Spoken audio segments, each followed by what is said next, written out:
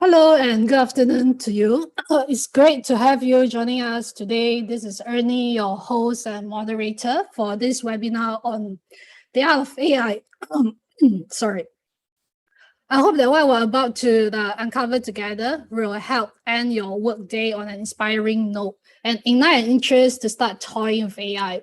Back in 2018, I had the opportunity to interview Sophia, the robot, at a UNDP event, and it was quite clear that we wouldn't be friends, as I don't feel like we connected meaningfully in any way. Fast forward to year 2021, I've been wondering again, like, if when a human falls in love with AI, would that count as love still? As games like Cyberpunk 2077 use AI to animate their characters, it actually felt like you could make eye contact with the character, and the level of emotional depth displayed by some of these computer visuals might actually put some actors and actresses to shame.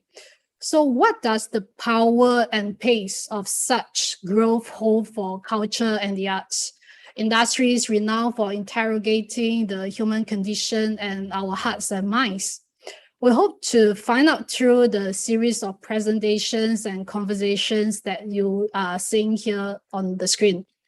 So you can make use of the Q&A feature in Zoom to ask a question. It's an icon on the toolbar, or simply upvote a question that you resonate with. You can do the same in our artificial intelligence channel in the Discord server. We'll be toggling between these different windows to pick out your most burning questions for our panel to address today. Meanwhile, to get a sense for what you are thinking on our topic at hand, you will be able to cast your vote on whether machine-made arts whether machine-made works constitute art. So I will be launching a poll, and please do send us your sentiments so how we know how the audience feels about this particular topic that we're exploring today. I will leave this poll on until our panel Q&A later, so we can discuss the results then. Now, to get us off to a roaring start, let's welcome Kevin, Deputy Director for Digital Innovation and Transformation from National Gallery Singapore, who will be giving you an introduction on YLab and why we have gathered everyone to explore the art of AI today. Over to you, Kevin. Thank you, Ernie, and thanks so much for that personal note on how you encountered AI. And I think all of us have been touched by it to some extent, or even amazed or disgusted by it. And I guess today we're going to unravel more of that as we discover the affordances of artificial intelligence with this incredible crew that you've assembled for us today. So just a bit about YLab and why is the gallery actually doing all this. Ernie and I, as well as Simon, are actually part of YLab, which is an integral part of this National Gallery Singapore. Now, if you don't know what National Gallery Singapore is, it's a leading visual arts institution that oversees the world's largest public collection of Singapore and Southeast Asian modern art. Now, despite the pandemic, the art newspaper rankings have shown that the gallery has pivoted relatively well from the physical into the phygital. And by phygital, we mean that it's a mesh of both physical and digital. And what that has allowed us to do is actually climb the charts of the art newspaper ranking of the top 100 museums. And we're very fortunate that as of 2020, we've climbed up to 20th most visited museum globally. That's quite a huge leap given from when I started back in 2014, where we were just barely a startup. So it's really fantastic. Now, to keep the momentum going, YLab has been sort of put together, and the gallery really believes in this idea of innovative thinking and really looking at the horizon by working with people out there in the industry to figure out, hey, where should we go next? What should we be really paying attention to? And so we operate as an art and technology, or for short, art tech accelerator for startups, developers, even for citizen developers, visitors and staff as well, to co-create this so-called future of cultural production and consumption in Singapore, Southeast Asian region and beyond. So our ambit is not just local, we are trying to connect and uplift the region as well as connect the rest of the world. Now we do two things in practice. For startups, we operate this YLab Accelerator program. We have one that's going to start very soon in a month's time. And it's called the YLab Foundry. And we already have our cohort 1 on board, and you actually hear from one of them today. And we're actually going to start cohort 2 very soon. We will actually have a physical workspace, what I would love to call the garage, where people can almost kind of have residences with us at the gallery to build things together. Okay, then for visitors, we actually have a physical showcase of all these different innovations that are being developed with the gallery, where it'll cover all kinds of different areas from AI chatbots to GAN, adversarial systems, networks, and all that, to explore the idea of production and art creation. This space is actually opening very soon in a few weeks' time. So just stay tuned for that. Now, YLab achieves all this by looking at our larger ecosystem. And when we look at this, we are actually trying to focus on a few areas. I'm just going to talk about two key areas that we're looking at. YLab focuses on the art experience, which involves new ways of promoting art appreciation through emerging technology. And by that, we mean things like mixed reality, even NFTs as a form of sustainable business model for artists and all that. So we're exploring the art experience. We're also exploring the museum experience, the very operational side of things, of how we could offer more to visitors online and on-site. So for example, aside from our excellent docent tours, which still are the premier way to really understand and appreciate an exhibition, we also have robotic tours that are on offer through this robot called Tammy. And it is a way in which we're trying to figure out, does on-demand tours work, and can we personalize that over time? So these are ways in which we're exploring how some of our creative outputs could emerge.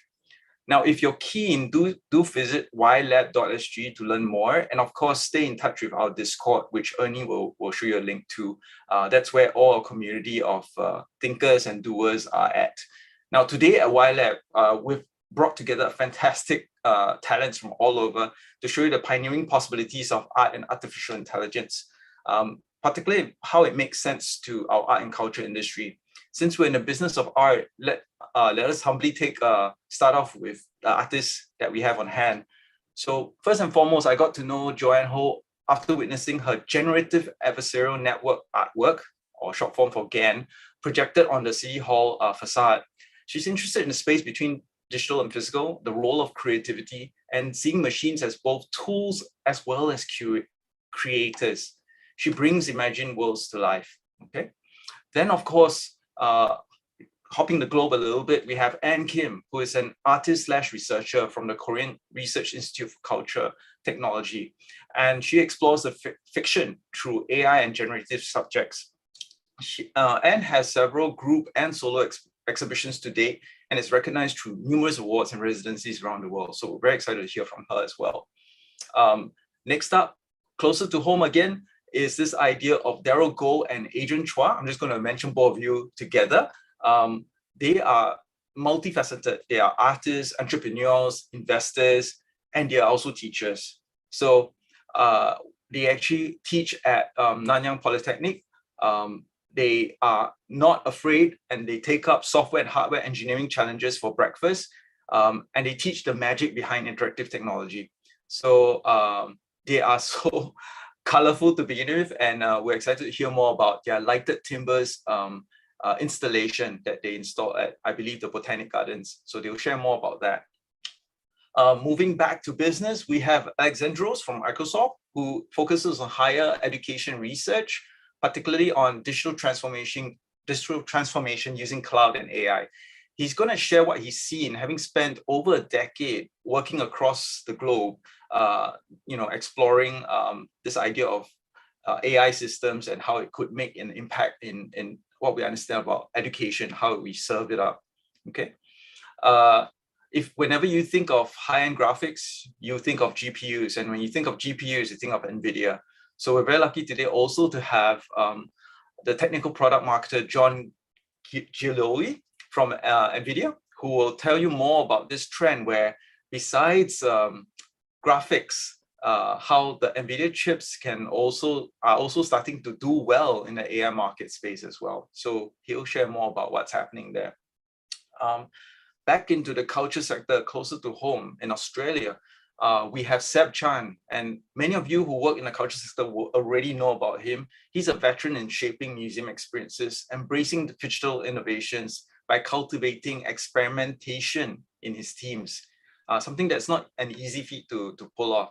Locally, some of you might have seen Acme's amazing work, touring exhibition, which I believe is called Wonderland, short for Alice in Wonderland, where they did a whole AR experience that was exhibited at Science Museum.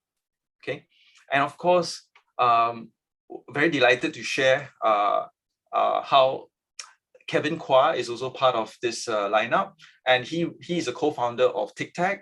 And if you want to think about TicTac, the simple idea to note here is that AI systems are very dependent on massively reliable data. And so when Kevin Kwa saw this gap, that's where TicTac fills that.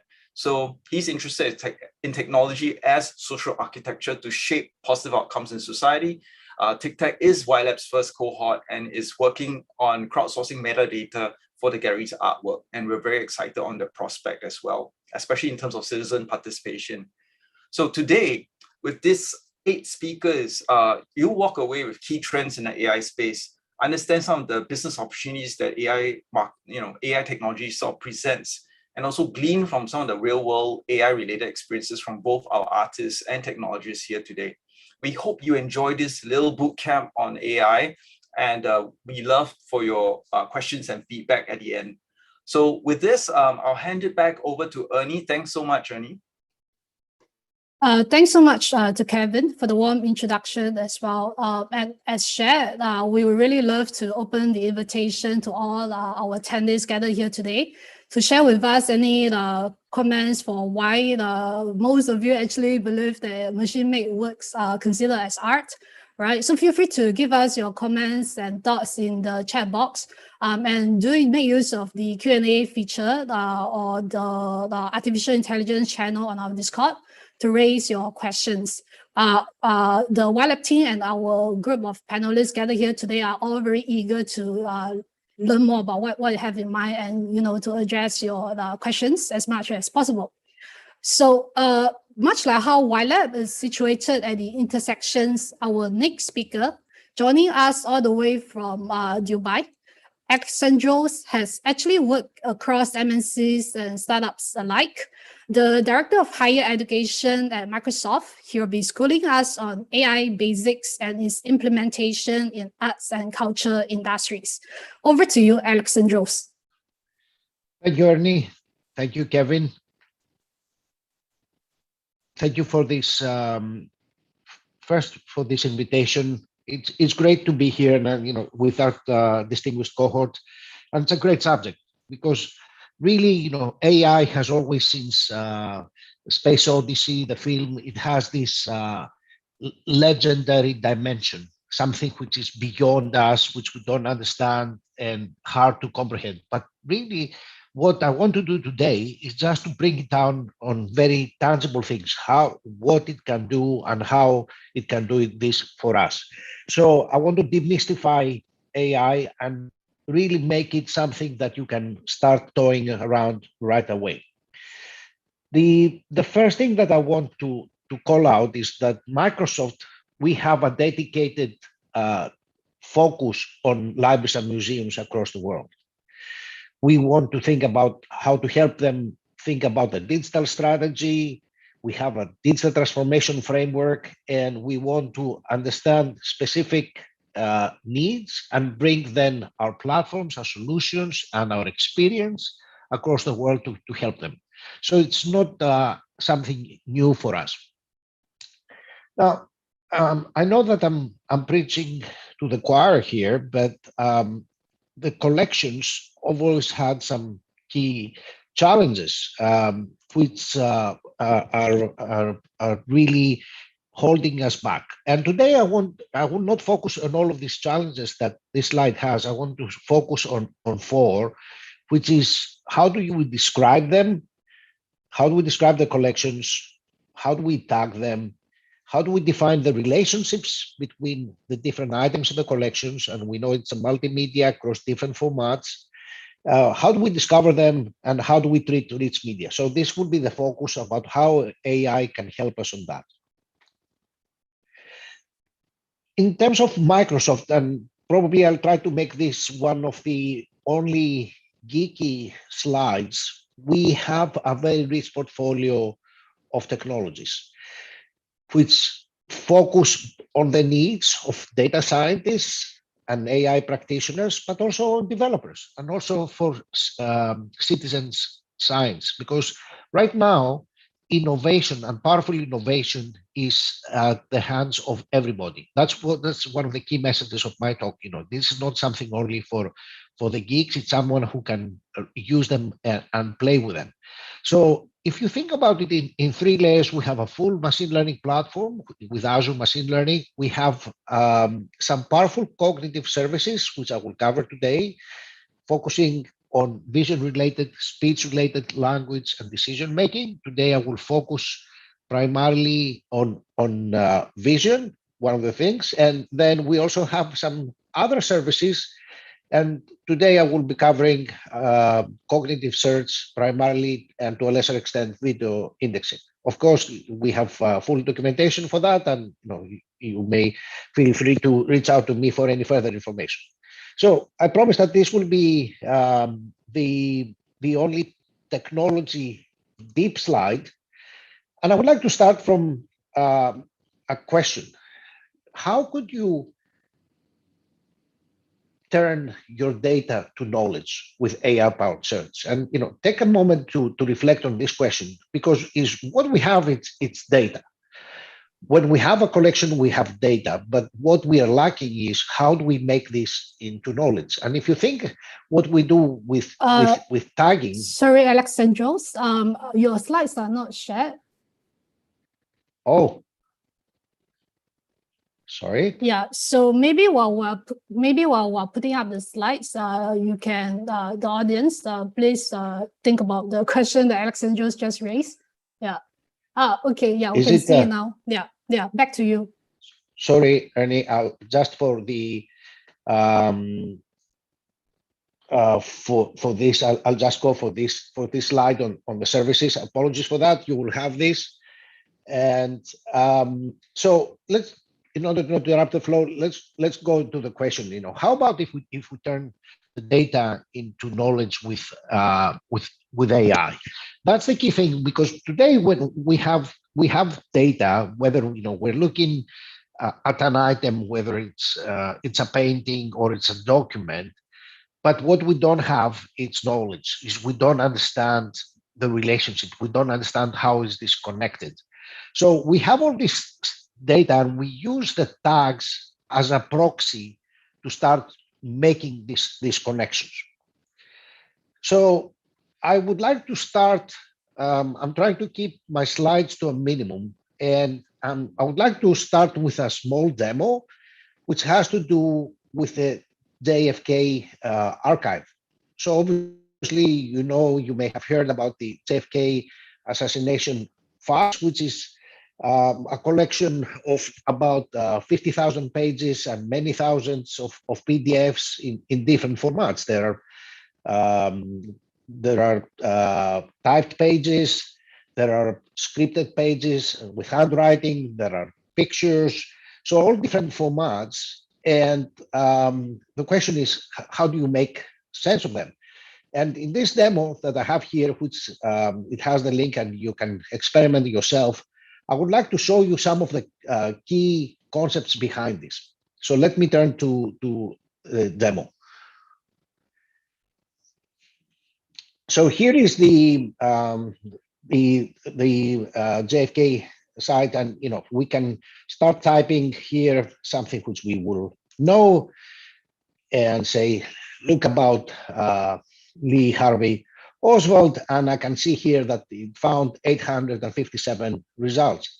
And in this, sorry, let me get rid of this. So you can see that. So what you can see here, it found some tags, but what is important to note is that it found the name irrespective of whether it exists. So here's a typed page, and here you can see it's highlighted. It's a scripted page, but there's also a photo. There's a photo of Lee Harvey Oswald, and you might say, hey, how did it find this? Well, it found this because when we use these services, we have a specific skill that picks up photos of people who are known, and also understands the context. So, of course, it doesn't understand it exactly. So it says posing for the camera. This is all generated by AI. It doesn't understand that this is a mugshot, but that's a pretty good. So important here to note is that it picks all this information without us having to describe it, how these relationships exist. So then what you can do here is start exploring relationships. So one of the key things we can type, for example, here's an example that I found, which you might not think. You think about JFK and Cuba, but what about if we do something closer to home? If we can do about something about Bangkok. Oh, really? Yeah, there's something about Bangkok, and we find a series of documents here, 3 documents which we have around Bangkok, and this is the beauty of this. You can start understanding the relationships we have, or maybe perhaps I should look at Asia. and I found 27 results of Asia, and here is the relationship. So here's the documents I have. You can see here, there's a lot of annotated documents which we have, but this is something really cool, is that all these generated tags, which are the connections to Asia, can be represented in a much nicer graph format. So we can actually see what is the connections here, and this is very powerful because it helps us understand the relationships. So we see here that it's connected to something about Vietnam, and I can go and click on Vietnam, and here comes all the connections. And the reason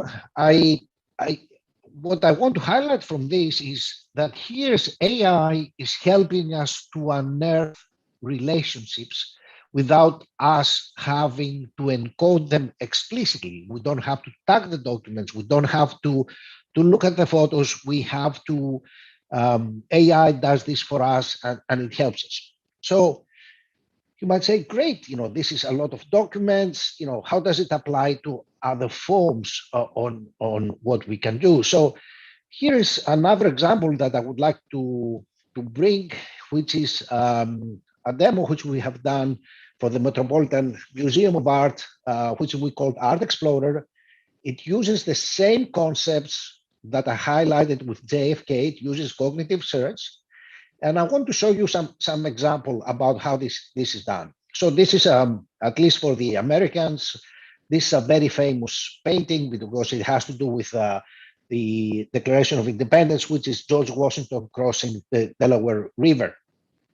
Now, important thing here to note is that these are things which we know. This is the formats that have been provided by the curators of the collection. But here is some very important information which is generated by AI. You can see here in tags, which says soldiers, American Revolution, George Washington, boats, army, and so on. So it identifies, without us having to do anything, it identifies that this has to do with George Washington.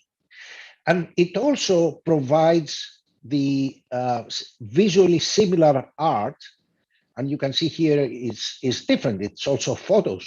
So it understands the context and provides us. So why is this powerful? Is because it allows us to move from something which was, as we know, very well structured. You might be in a museum gallery and you might be looking at paintings of one period. And here it allows us to do these leaps, and we can see visual similar art in different forms. So we can start jumping to photos and so on. So what this gives us is the capability to do something like Spotify. Spotify understands from what you're listening and what other listeners are doing, and comes with suggestions, although the suggestions might be completely different from yours. So it allows us to explore and discover content in different formats, and it allows us to do these jumps and understand the connections. And you can see here's other examples about arts that it comes. So it creates these connections across different formats and across different periods, and it helps us understanding the connections that they are between the different formats. Coming back to my slides, as we don't have a lot of time today, I want to say that this is powered by these phenomenal capabilities of the cognitive services on vision. Here's for examples. And the things that it can do is it can understand the picture. Remember that said a description about the Lee Harvey Oswald. It can do text extraction from a photo, can do image captioning. If there's a form, it can break down the form. If we have a video, can index the video, can say who talks when, what transcribes the service. So this is very powerful in what it can provide. And if we have audio, then there's similar capabilities. Now, what is very important, and I said that this is not anymore just for data scientists, is that you don't require to have experience with machine learning. It doesn't, you don't have to be an AI expert to use AI. This is now accessible to everyone. And all it takes is basically an API call with a JSON call, and then you can have the information back. So any developer today can play with it and find this, get all this power in your code. So the way that I want you to think about AI today is not like that you have to make this huge leap of faith to order a very expensive system, but it's something which you can start hacking today. You can start playing with it. You can start experimenting with it and try to get really powerful results. So you don't have to make this huge commitment on an AI system, but it's something that you can start building the capability yourself. So I'm closing with that, my short overview. Here's some resources which we can have. We have a podcast on library and museums. And here's also, you can see the things that I presented today, the JFK files. You can have an understanding about how cognitive search works, and also the example of the Met Museum, as well as the API services that I demonstrated through cognitive services, and you can start playing with it. Just do it, just hack it. This is something that you can get power for any single developer. Thank you very much. Ernie, back to you. Thank you, Alexandros. And thanks for the sharing about how AI is actually capable of going through vast amounts of data, right? They will actually take the researcher may not be able to go through in their entire lifetimes. So as AI uncovers these different relationships and forms associations that we may not be aware of, they actually could potentially help the public access our collection better and easier. And now that we've covered ground on AI and art from a 30,000 foot view, let's now zoom into the perspective from a single institution. Next up is Sebastian, a Chief Experience Officer at ACMI based in Melbourne. He'll be giving us an insider's perspective of AI and its applications within museums and galleries. The time is all yours, Sebastian. Thanks a lot. So that's a really great introduction, Alexandros, and thanks to Ernie and Kevin.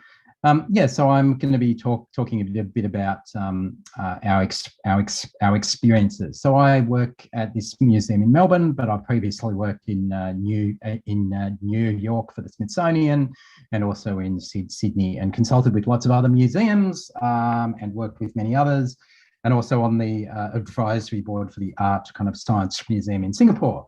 So I have lots of good ties with Singapore, and I'm very excited to be speaking to you all. So this is the museum I work at in Melbourne.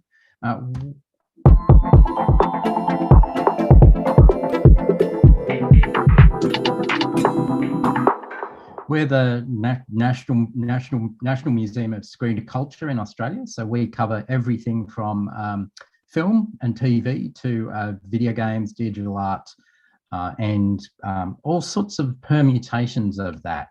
We've also just gone through a major redesign and technology reboot. And sort of at the core of that is something that we call the lens. And I'll just play this because it has relevance to what's coming next.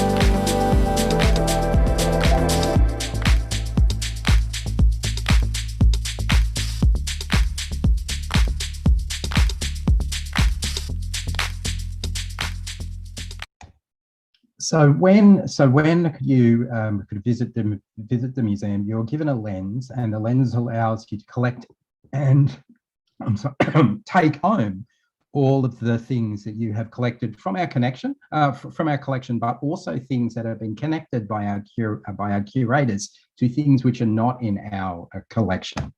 So surely we're using AI to do that, right? Surely, in order to maximize the connections between the collection we have and collections that others have and collections out in the world, the Internet Movie Database, the Internet Games Database, many other data sets, Netflix, and another providers. Surely we're using AI to connect things up. It turns out we're not, and there's some very, very particular reasons for that. So we've spent the last, despite being a very technologically rich museum, we've spent a lot of time in the last 5 years looking at machine kind of learning, particularly, as Alexandros said, to find ways of exploring collections, discovery tools for our website and other things, and also for venue analytics, so predictive tools about visitation and things like that.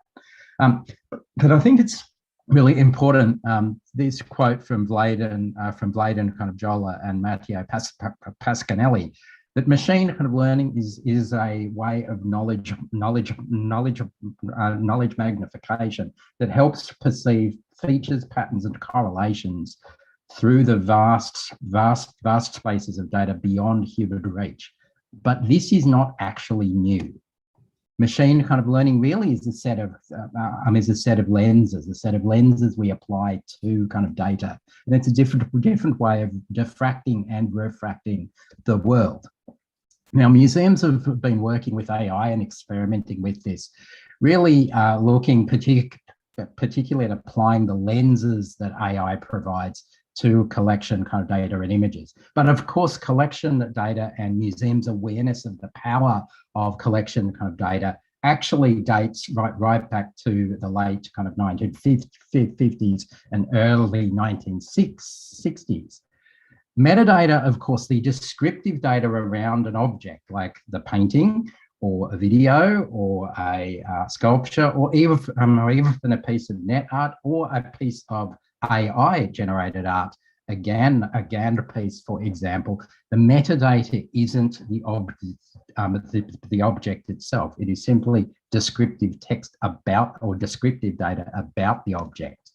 And for those who have very large museum collections, the metadata is very, very patchy and poor. So when I was working for the Smithsonian at the Design Museum in New York, about 60% of their collection had a description initially, before kind of digitization, of material paper and a photo. That was it, and perhaps a year. But the materiality of paper meant that there were, 100,000+ works that had pretty much exactly the same metadata.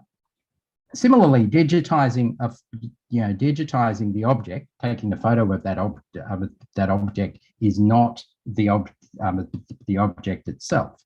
So when we apply these lenses to metadata and digitized objects, we're actually applying a lens to something that is already not the work itself. So text mining for metadata enhancement. So this is some work my teams were doing at the Powerhouse Museum in Sydney in the mid-2000s. So this was doing entity extraction using a tool called Calais, which did similar text mining work on metadata descriptions of things in a science museum collection in 2008. And we could pull out, the names of people, places, companies, and you can see here that it's pulled out the name of a person called Ray Oscilloscope. Now, Ray Oscilloscope, of course, isn't actually a person. It's a type of machine, but it was detecting the word Ray. Ron Cameron, of course, was a person. So within a museum of film, TV and games, of course, we also began to apply in 2016-17 tools for visual analysis of collections. And that actually was based on some other work that, again, dates back to the mid-2000s. Some Berlin-based artists made this tool called 0x kind of DB, which allowed the search for particular moments within lots and lots of film and TV shows by term. So this is finding the frame in which the word museum was said in an episode of Mad Men. Now, this was in fact not at all using AI, but was in fact using the caption files from torrented videos. This was then applied to a Bollywood cinema archive, which allowed, again, discovery of particular moments within thousands and thousands of Bollywood films. This is an amazing resource. It's still on kind of line now. Also around 2013, predating all of the hype around AI that came a couple of years later, were tools like this. This is an artist, Sam kind of Levine's tool, videograph, and a demo that looks for the word time in the film Time. It's time for a girlfriend. Besides, what's the hurry? I don't have time to gamble anymore. I can't take that much time. In real time. Why do you think there are time zones? No one has to die before their So time. again, pulling out all of the moments in which the phrase time is said. Now, none of those experiments were using ML, although they could, of course, be enhanced and accelerated through ML. And I think museums often use the tools that are provided by Microsoft, Google, Amazon, and Adobe, rather undercritically. And this is because museums are relying on pre-trained models, because institutions do not have the skill or money to train their own models around particularities of their kind of data sets. So can kind of the lens of ML see collections differently or perhaps better? So in my museum, with a very large collection of film, TV, content detection. So we were pretty excited about the opportunity to catalogue films and TV shows by what is inside them. Now, of course, the image kind of net data set in 2015, 16, 17 drove a lot of these kind of tools, and that allowed using the Microsoft Adapt kind of time computer vision API to pull out items from still images, as we saw in Alexandros's presentation. But pulling out more metadata isn't the same as context. So when back in 2016 ran a tool like YOLO across a video, this is on a James Bond film, you can see that it's identifying objects within that piece of media through time, but it is creating a huge mess of kind of data that doesn't really give us much ability to pull context from that. Now, tools have improved. So this was us using Google's video intelligence tools, again, a couple of years ago now, across some works in our collection, which again, we thought might actually pull out the ability for us to break up large pieces of video from our collection into useful segments. Because of course, this video wasn't catalogued as by all of these particular moments within it, or detecting scenes. So again, using the MIT Places kind of database, an artist in New York, Anastasis Germanidis, did this really great piece that looked at scene classification across movies. And again, we got very, very excited about this. This was pulling out all the scenes in a bookshop, all of the scenes across different films, on a motorway, again, all the scenes, I think, set on a beach, those sort of things. So these gave us quite a lot of excitement about the possibilities there. Similarly, automated captioning, sometimes that works very, very well, but as we know from using some of the automated captioning tools in that are now part of YouTube, for example, we get some pretty amusing terms like we see on the bottom right, possibly your left. We married at Clint Hunt, and I don't know what that was actually supposed to be. So the challenge with that is generative uses beyond those analytical uses The generative uses are actually pretty rare, but I think the generative uses and the use of GANs is where some really exciting possibilities lie. Now, of course, in the colorization space, there's been huge amounts of work in that, many startups in the colorization space, to the point that colorized objects are now sort of hyper real. They are not what they were, but we can't tell why they aren't. So when you see, say, 4K colorized footage of 1910 or 1920, those are imaginations, machined imaginations of what color would have been like in 1910 or 1920. Now, these carry with kind of them, similar to those training data sets, a particular politics, just as the ImageNet database has a huge amount of biases built into it, so do those colorization tools. And what I thought was really interesting was the Singaporean government's tool that came out in 2018 called Colorize.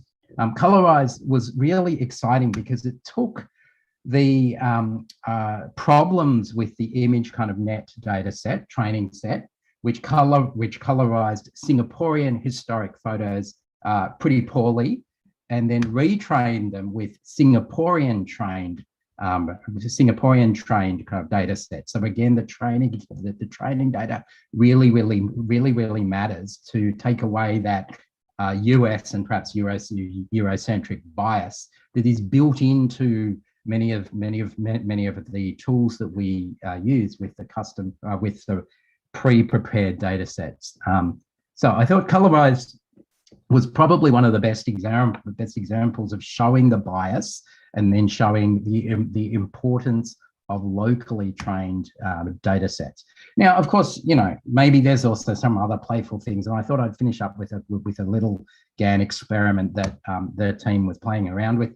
This was an open kind of source experiment called a personality clip, where we popped in some of the images from our collection, still frames from videos that are in our collection, including Mad Max Fury Road and this one on baking a cake. And using a personality clip, could we generate fictitious descriptions for these works? And you can see here that for Mad Max Fury Road, we get this quite poetic sort of text. This is a funeral procession. The sound of the kind of vehicles is the theme of death and destruction. And for the cake, a woman in an experimental film making cupcakes. And of course, this person, Norman McLaren, who was at the forefront of the first commercial sugar baking revolution, which is, of course, absolutely false. Nowhere in the video or in that image or anything surrounding that image is Norman McLaren mentioned in place. In fact, they don't exist. So in the sector broadly, of course, there is this concern about the shifting of skills from collection-specific knowledge to what this data-centric view of collections does. This data-centric view of collections flattens everything down so it can be pushed through the machine lens. And of course, automation is a labor issue.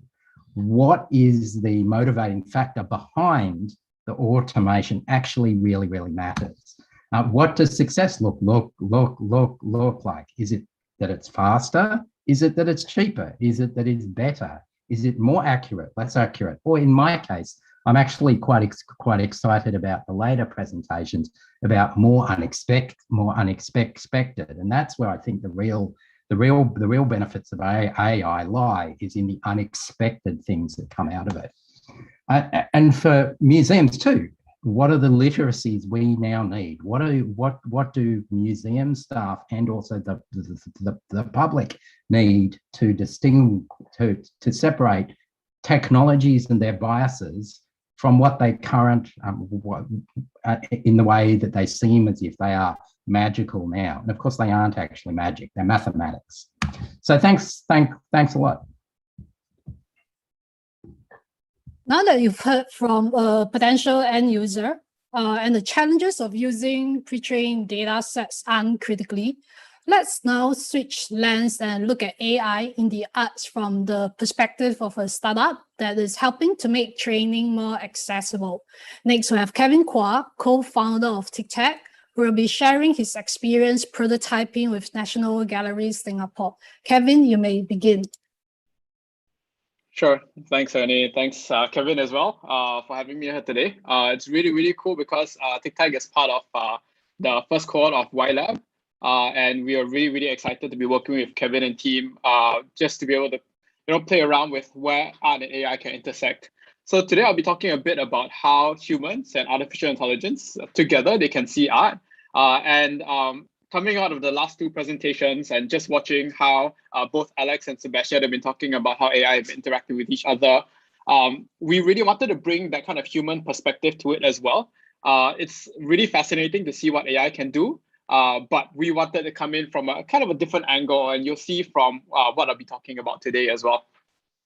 So instead of directly launching into what we're doing, I wanted to give a bit of AI/machine learning crash course, because we talk about AI, we talk about machine learning, but it's never very clear about how we're using all this data in the first place. And I wanted to start with one of my favorite examples, pulled from the internet somewhere, but it's kind of cute as well. So basically, step one starts with humans want AI to do something, right? Whether or not it's collecting images and then trying to link them together and then putting them into a collection, or it's to generate something brand new altogether, right? In this case, even if you want a human to differentiate between whether a picture is showing a dog or a muffin, it's going to be pretty difficult, like for a regular model to just try and do that, because even in these pictures, it's not clear to me whether or not something might be a muffin or a dog.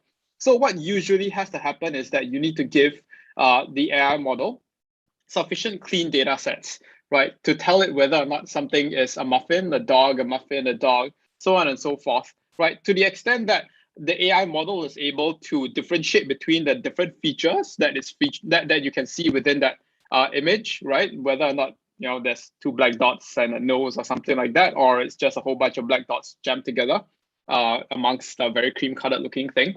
And then with all of this clean data, you feed it into the machine, it differentiates between all of this, and voila, you do have an artificial intelligence model that's capable of telling the difference between a dog or a muffin, right? So it's a really, really simple example of how AI works, but the crux to take away from this is that you do need clean labeled data in order for this to work.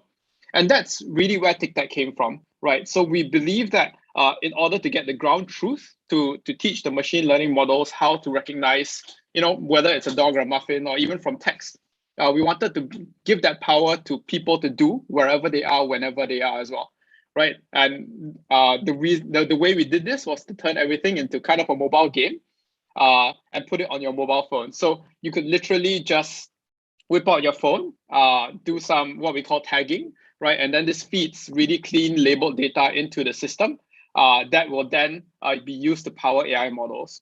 Right. We took this, and together with Kevin and Ernie's team, we adapted this into a really interesting art use case, right? Where people are able to go into their mobile phones, right? Tap into a task, and then after that, label images according to what they saw that was interesting to them. The difference between this and something that an artificial intelligence model would do, like maybe something from Google or Microsoft, right, is that you get to pick out really interesting things that come from a human, right? A human's perspective in looking at a piece of art, right? So in this case, in this example, you've got a piece of art, right? And then after that, you've got an artwork, and then you've got somebody who's drawn something over a stick over here. So maybe a machine learning model that's pre-trained would have picked out faces. They would have picked out hands, right?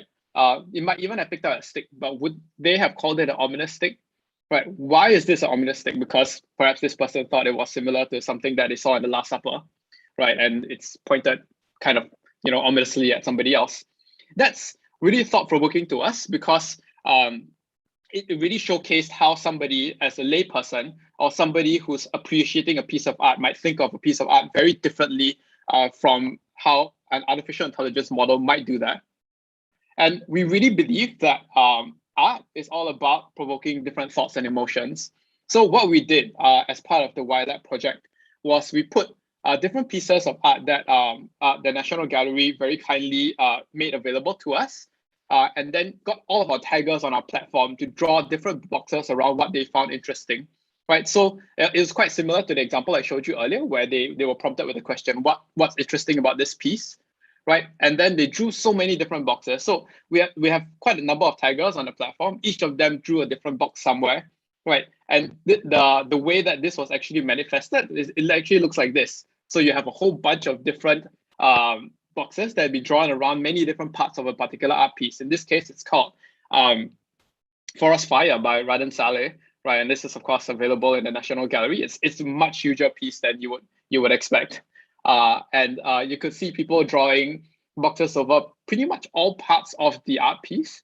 Right, a lot of people were drawing over this I think eagle flying in the distance and saying that this was an eagle that was appreciating the freedom, or like looking at the scene that was happening at the side.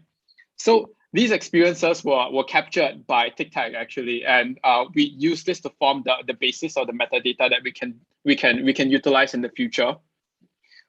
And you can use this to manifest this in so many different ways, right? The first that we thought about was in terms of a very next generation search, right? So what we thought about this was kind of like a search, but it's powered by humanity, how humans have interpreted and looked at art. So you could search by emotions in a sense, because there was a similar prompt that allowed for the tagger to go in and draw a box around something that reminded them of an emotion or made them feel something. So in this case, you had this one, I'm not sure if you can see, but it was a really tiny red line that talked about, in this like seemingly quite structured art piece that talked about heartbreak. Right, because it was one red line that seemed quite random within this piece, right? So that kind of emotion that is being brought out isn't something that you can directly pull off an artificial intelligence model either, right? And that's something that we do believe in, being able to bring that kind of humanity to the art piece itself.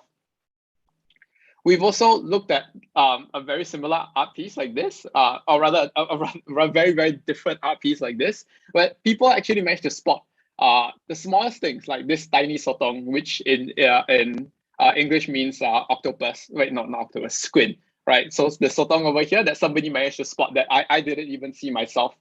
So imagine being able to connect to somebody else's experience in how they were interpreting and viewing an art piece, right? And to be able to search by different kinds of experiences, human interpretations, patterns, and ways that otherwise a machine would not be able to spot.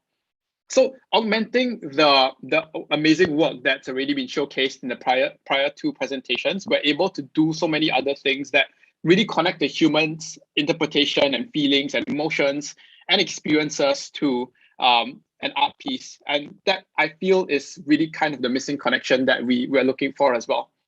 So the goals of search are not only to find what you're looking for, right? So I could go to Google, I could type, food for dinner. And you might be able to find what you're looking for, but you can also discover something that you weren't explicitly looking for as well, right? So being able to link something from one art piece to another, that is the serendipity that you can actually get out of being able to search through human experiences and interpretations. We wanted to take this one step further as well, right? Because we've had so much really interesting metadata that's been shared by our taggers. You could take custom visits to the National Gallery. So you could have custom visits based on your own human experiences. Like I could curate a visit for you called the emotional roller coaster, where somebody would, where somebody's experience was like how scary somebody's parents could be at times. And then someone talked about a panic attack. And then someone talked about how their life was at a crossroads. So you could kind of curate a very special kind of journey that a visitor to a gallery could even take a look at and experience on a higher and deeper level than ever before. And of course, it was alluded to by the previous two speakers, but you can also cross-reference different metadata, right, to see whether or not any of the existing metadata that could have been picked out by either an artificial intelligence model or something that was already existing could be put together with something that a human interpreted out of that art piece, which was also really fascinating to us as well. Could you link an artist's time period, like the time period of a picture that was a painting that was drawn by somebody with a certain particular emotion? Were the 50s really very dull? Were the 50s like a really colorful occasion? Maybe that's something that we can draw special new insights out of as well.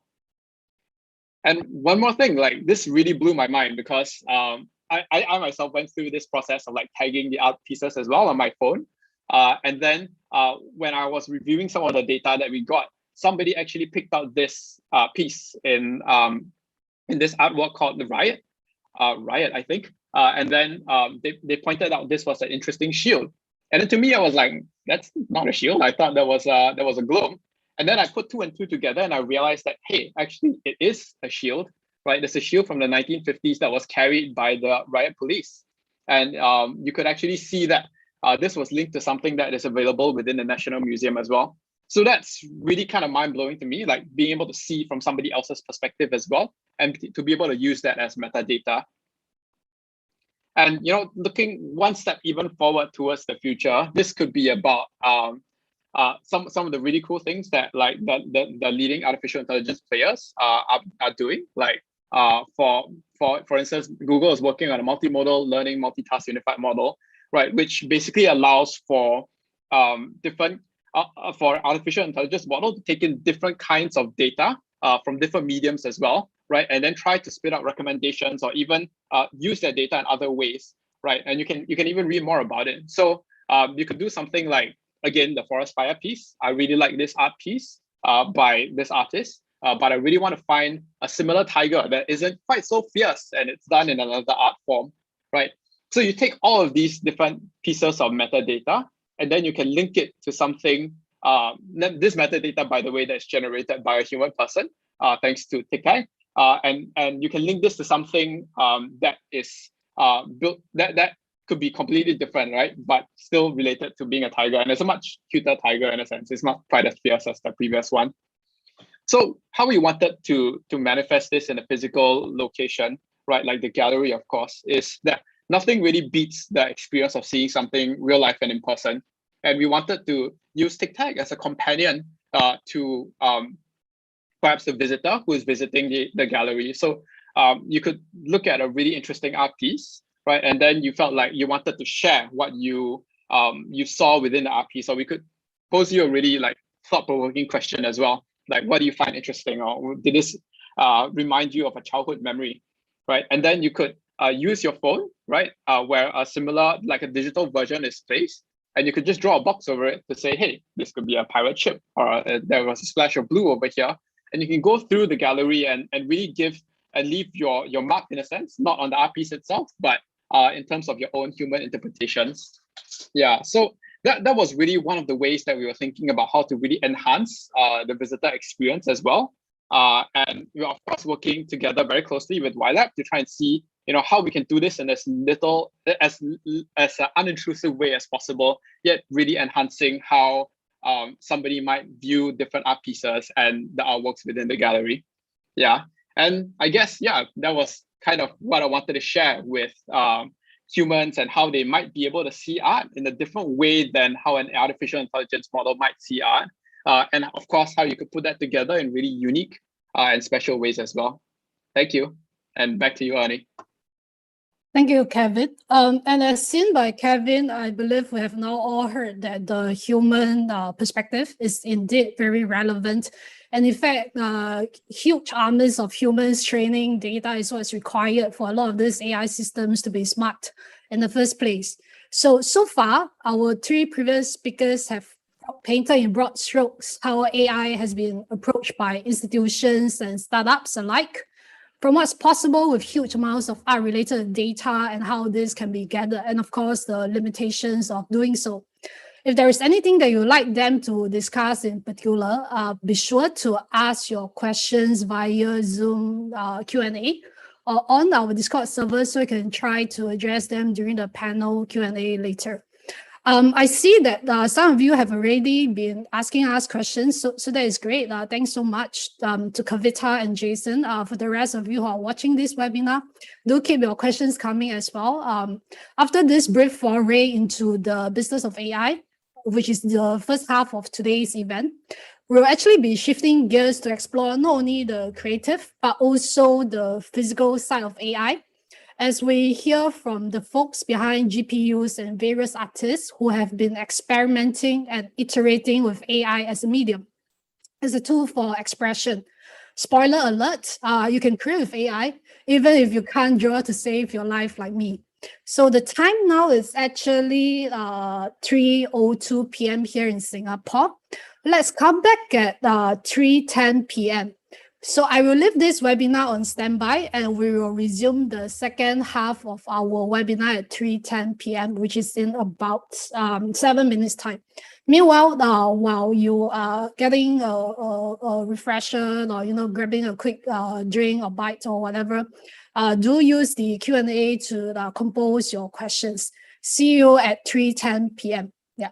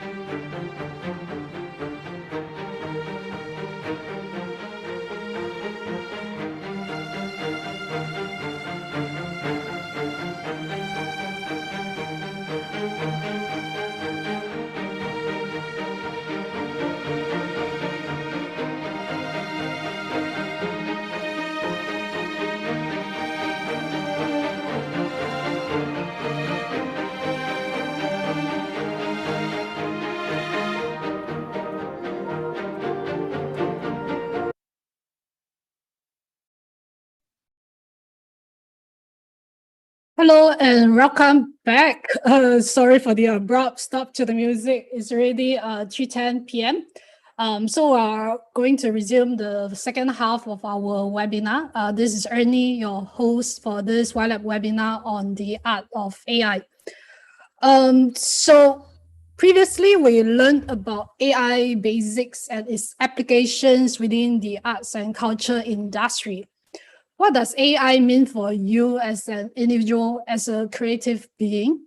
This is what we will now shift our attention towards. Remember to post your questions using Zoom's Q&A or on the Discord Artificial Intelligence channel, so we can circle back to them during the Q&A segment at the end. We see that there's actually a lot of questions about, this data collection and perhaps the ethics of using a lot of this data in AI applications for the sector as well. So hopefully we would like to circle back to them at the end. If you have anything else that you would like the panel to expand on for our previous speakers and for our upcoming speakers, feel free to ask them in Q&A, and you can actually also upvote people's questions as well. So now, as a proud RTX 3070 owner myself, it gives me great pleasure to welcome our very first speaker for the second half, John, Technical Product Marketing Manager at NVIDIA, who will be giving you and me some tips for how we can make best use of all that compute. John, please. Thank you. Let me just share this. Yeah, well, thanks for that. It's been really interesting so far, and I think some of what I want to talk about will really kind of play into what's already been discussed. Most people know NVIDIA as a company that does gaming graphics, but over the past decade, we've really been at the forefront of a type of AI called deep learning. And deep learning is really the thing driving a lot of where machine learning is going nowadays. And it really is about sort of software that writes its own writes its own software.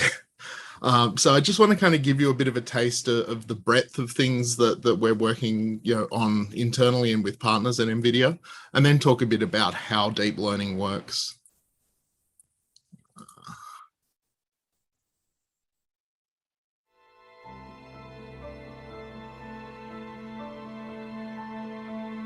And I think I forgot to share this with sound. I am a visionary, bringing history to life and adding motion to memories. I am painting with the sound of my voice. A peaceful lake surrounded by trees. And letting art speak for itself. Did you know that white rhinos and black rhinos are both gray? I am changing the way we see the past. Imagining the present in a new light. And creating new dimensions.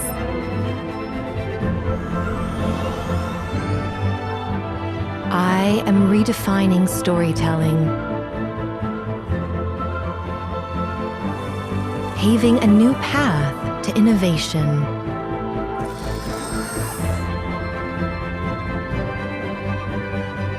and driving toward a better future for everyone.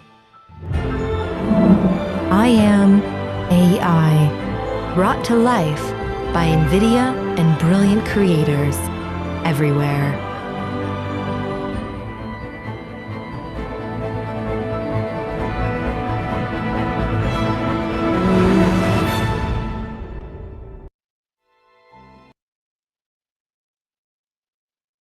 Okay, back in control of my presentation.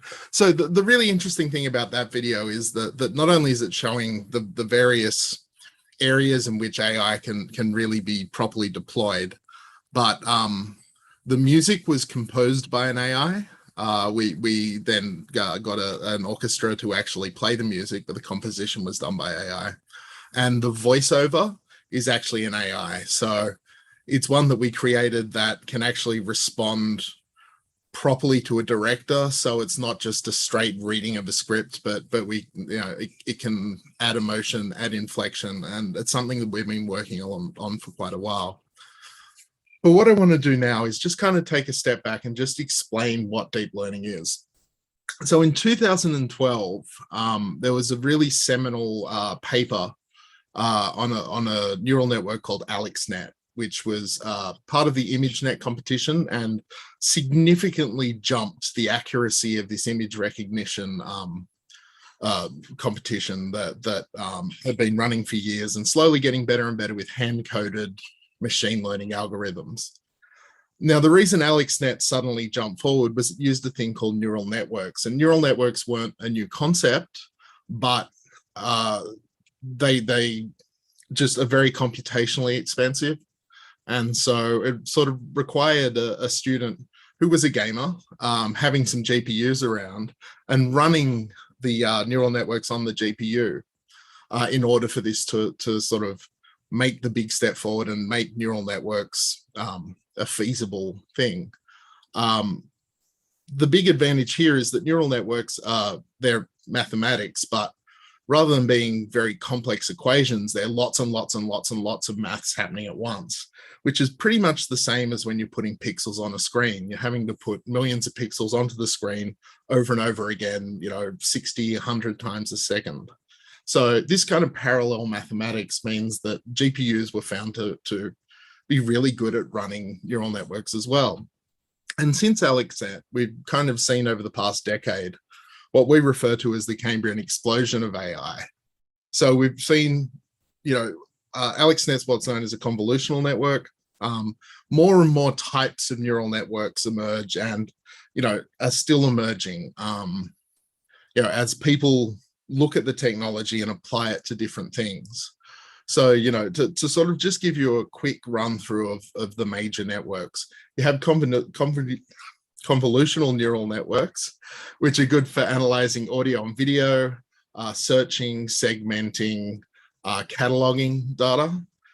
You have recurrent neural networks that look at sequences of data that need a bunch of steps. So like natural language processing, you know, when you do a voice search, it has to recognize, translate, then do the search. There's a bunch of steps involved. You have then generative adversarial networks, which have been mentioned a bit and probably are the sort of still the most exciting area of AI at the moment, in which you have two neural networks that work to improve each other. So, you know, one might be generating something, the other neural network works hand in hand, validating the results. So this is, you know, I'll show you a good example in a little bit of a GAN, but it's a really powerful area. We then have reinforcement learning, which is more for training robots, training self-driving cars, learning to do tasks, and then a whole bunch of other, you know, emerging species of neural networks that are designed to do all sorts of very specific tasks. And this is kind of where I think some of the misconceptions about AI lie. You know, a neural network is a tool. It's a very specific tool, a very powerful tool, but you know, it's like many tools. You know, you need to know its limitations. You need to know how to use it. You need to make sure you're using the right tool for the job. So I'm just going to like go through how a neural network is created and deployed. I'll do it fairly quickly and do it without too much tech depth. But, you know, we've just heard a great talk about tagging and the value of tagging data. So, you know, in this case, we'll just think of a network that is designed to pick between cats and dogs. So you show it a photo of a cat or a dog and it just tells you if it's a cat or a dog. So what you need is this data set that has a whole lot of images. The more images, the better, each with a label. So the neural network, as it's being trained, will know if it's supposed to be shown, say, like discovering that image as a cat or discovering it's a dog.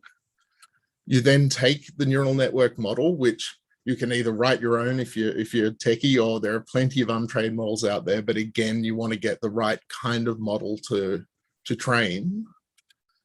You use this data set, and this is where you might have heard of things like PyTorch and Caffe and deep learning frameworks.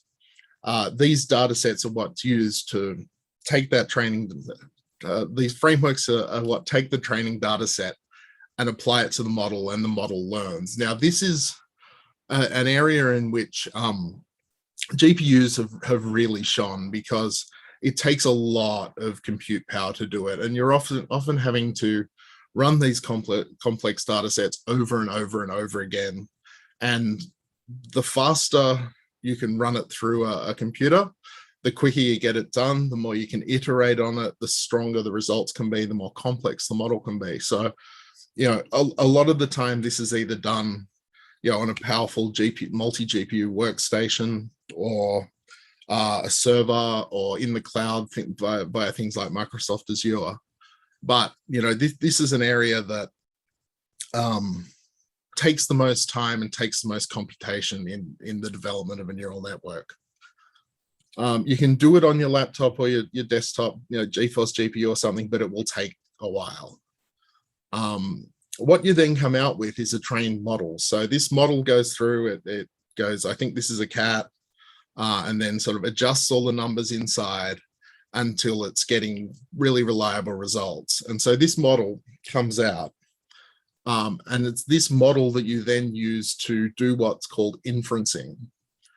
So what we can do with the model once it's done is we can get rid of all the parts of the network that are irrelevant to the end result. And so you end up with something that's quite small in terms of data, and that doesn't take anywhere near as much compute power in order to run.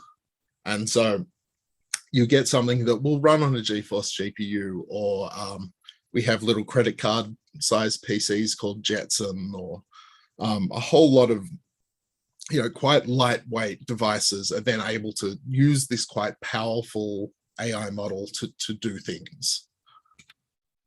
And this process is called inference. Now, of course, if this process will get you something that will be very good at saying, this is a dog, this is a cat.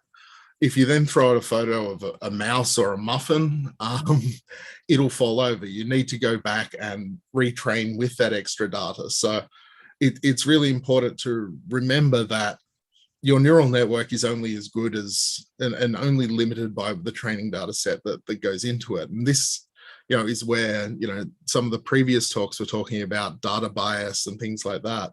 If you're using a training data set that's only from one region of the world, or, one specific culture, it's not necessarily going to be very good at translating to other places and other things. You really need to make sure that, your data sets are fit for purpose with what you're trying to do.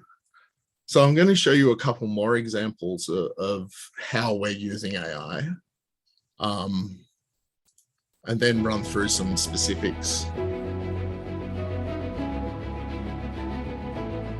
So Gangcraft is taking a Minecraft world, which is very blocky, and turning it into a realistic looking landscape thanks to having that data. StyleGAN is creating pictures of animals that don't exist based off what it knows the animals should look like. 我是第一财经的记者，我今天呢来为 NVIDIA 录制这段视频，让大家看一下 NVIDIA。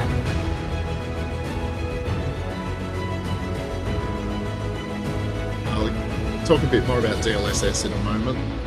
But this one, Sim2Real, is basically using a virtual world to train robots, and then being able to take that VR training and apply it to an actual robot and have it deal with the real world.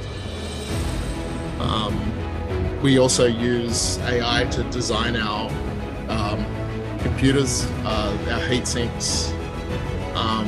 Ganverse 3D basically takes a single photograph of a car and can generate a 3D model that you can then manipulate of that car.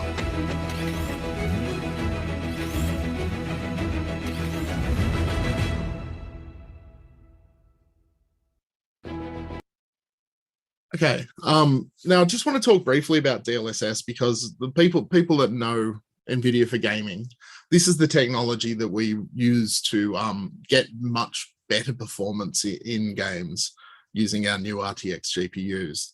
So DLSS is an interesting tech in that our first generation, we trained it on individual games. So it was a very slow process, but we couldn't really take the neural network that we created for a game like Metro Exodus and then apply it to another game and have it work well. We had to go and retrain because of those issues with, what the data set you're using.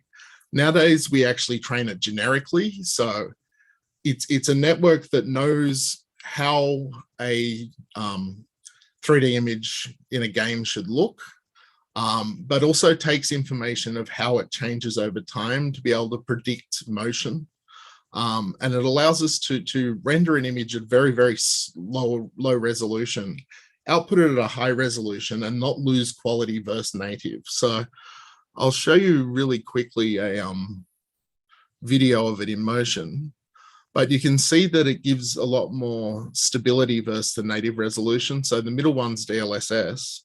And you can see that the grills and everything are a lot more stable and really high quality, even though it's being rendered at a very low resolution. So that's an example of a convolutional autoencoder that we use a lot with video, and DLSS has become a really powerful tool for gamers. And I'm going to switch gears a little bit and just talk a bit and give you a demo to show my terrible art skills. Of a little bit of software called NVIDIA Canvas. Now, NVIDIA Canvas is something that we've released that runs on RTX GPUs. It's based off a research project at NVIDIA called Galgan, which is about training a neural network to know how landscape pictures look. So not only can you're able to draw a very simple set of shapes that are tagged and have the neural network output an image that's quite realistic. But as you'll see, it shows also like the limitations of AI as a tool. So if you just bear with me for a moment while I change over. Okay, so we have Canvas here. Now Canvas allows me to, up here I can select different materials. So I'm just going to try and draw something really quickly. So I've selected the C tool there. So it knows the bottom of the image will be the sea. Let's put in a beach above it. Okay, so already you can see that because the neural network's been trained on landscape pictures, it knows when you have sand next to ocean, you have that interface of the wave line of the water line. You have these two areas interacting in a specific way. What I can now do, I'll now put some mountains in the background. Okay, in which case it knows that, it's transitioning from a sandy beach into a mountainous area. So, that transition goes in a certain way and you're not suddenly going into, a rocky, like Everest-like mountain. You're going from a coastal area up into mountains. Let me, if I paint in a stone wall, it then knows that there's a cliff there, so it adjusts the image around that being a cliff. Now if I change, let's try change the ocean to just water, like, so it's more representing a lake, that there's less activity, there's less wave action. You've got the reflection of the cliffside and everything coming into the water because it knows that that's a different kind of environment. We can add a few clouds.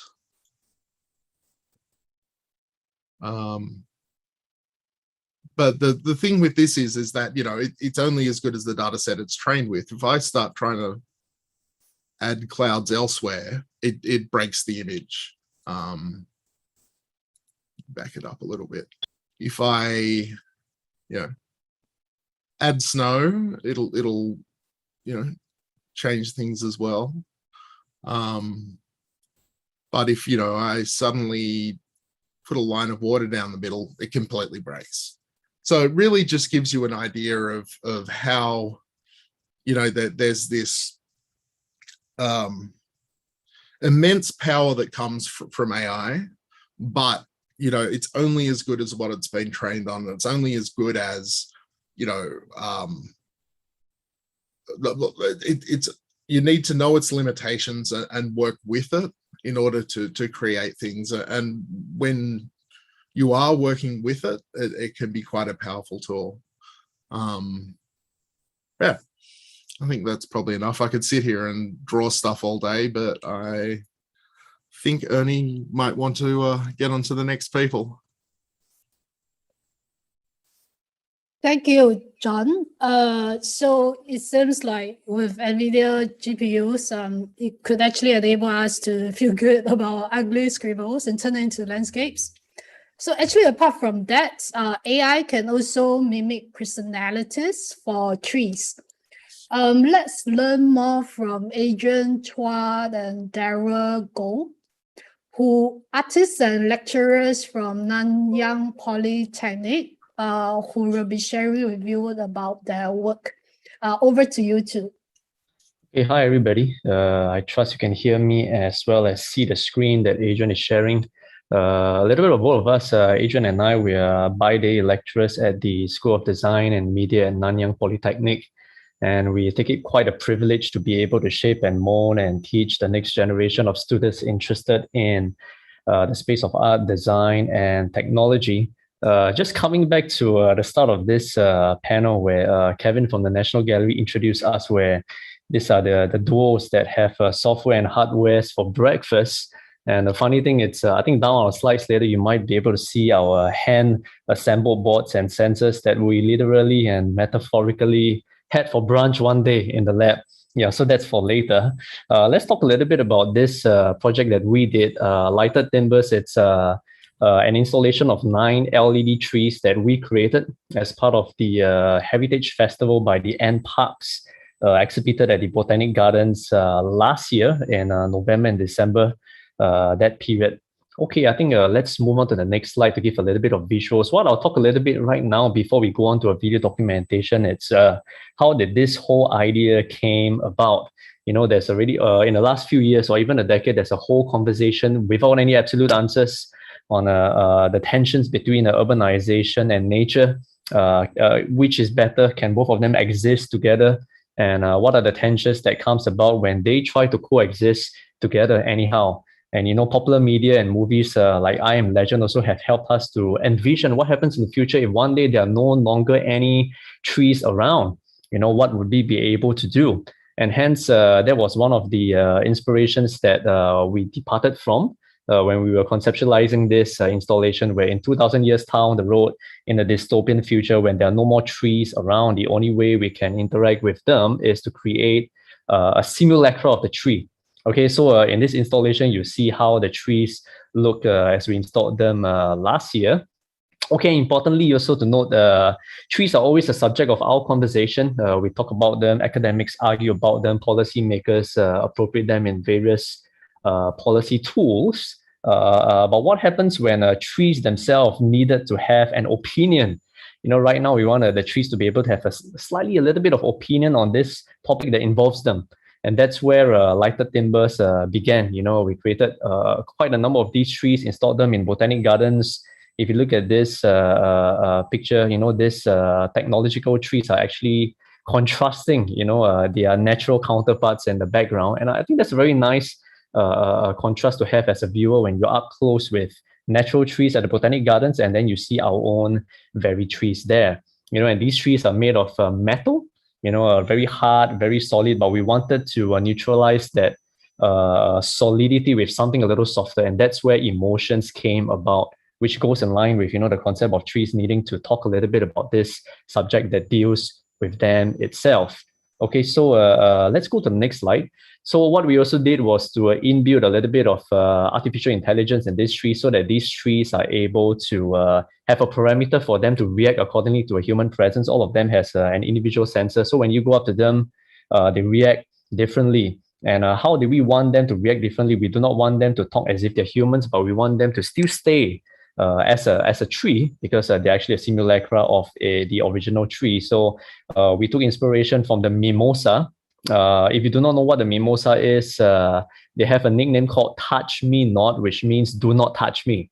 And if you ever try to touch them, you realize that they will actually flicker in a way before closing up slowly. And so we realized that actually LEDs have the capabilities of flickering, fading, different bunches with an amalgamation of various channels of lights. And we realized that that's one of the various parameters that we could design for these trees to actually have an opinion of their own, have the liberty to decide by themselves how do they want to react to a human presence. Okay, so maybe at this point of time, what we could do is to show a video documentation of the trees that we did. And then after that, Adrian will talk through a little bit about the technological side of this installation.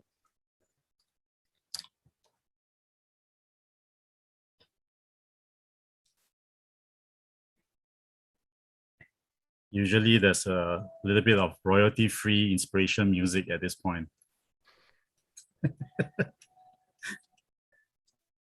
But other than that, if any of you want to sing across this video, feel free to do so.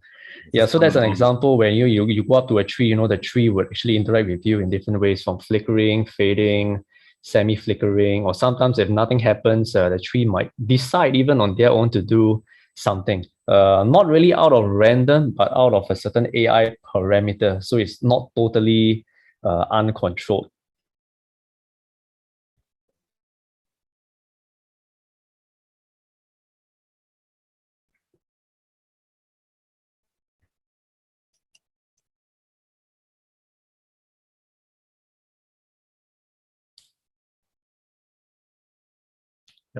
Okay, Adrian, over to you, man. Thanks, Daryl.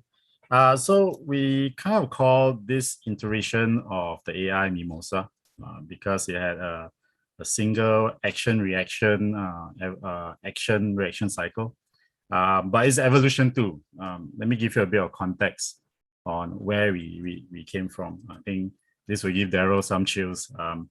Evolution 1, we started with really simple objects. We love to make objects emotive. So we took a ladder and we took a light bulb. But we didn't want to just have, lighted ladder and lighted light bulb. So we created AI for the ladder to be afraid. When someone goes near the ladder, it will flicker and blink and tell you not to step on him, because, I would think a ladder would want to avoid being stepped on. The bulb on the right side can read your mind. Ooh. So when you have a great idea and you stand in front of a light bulb, it will light up. If you don't have an idea, it doesn't light up.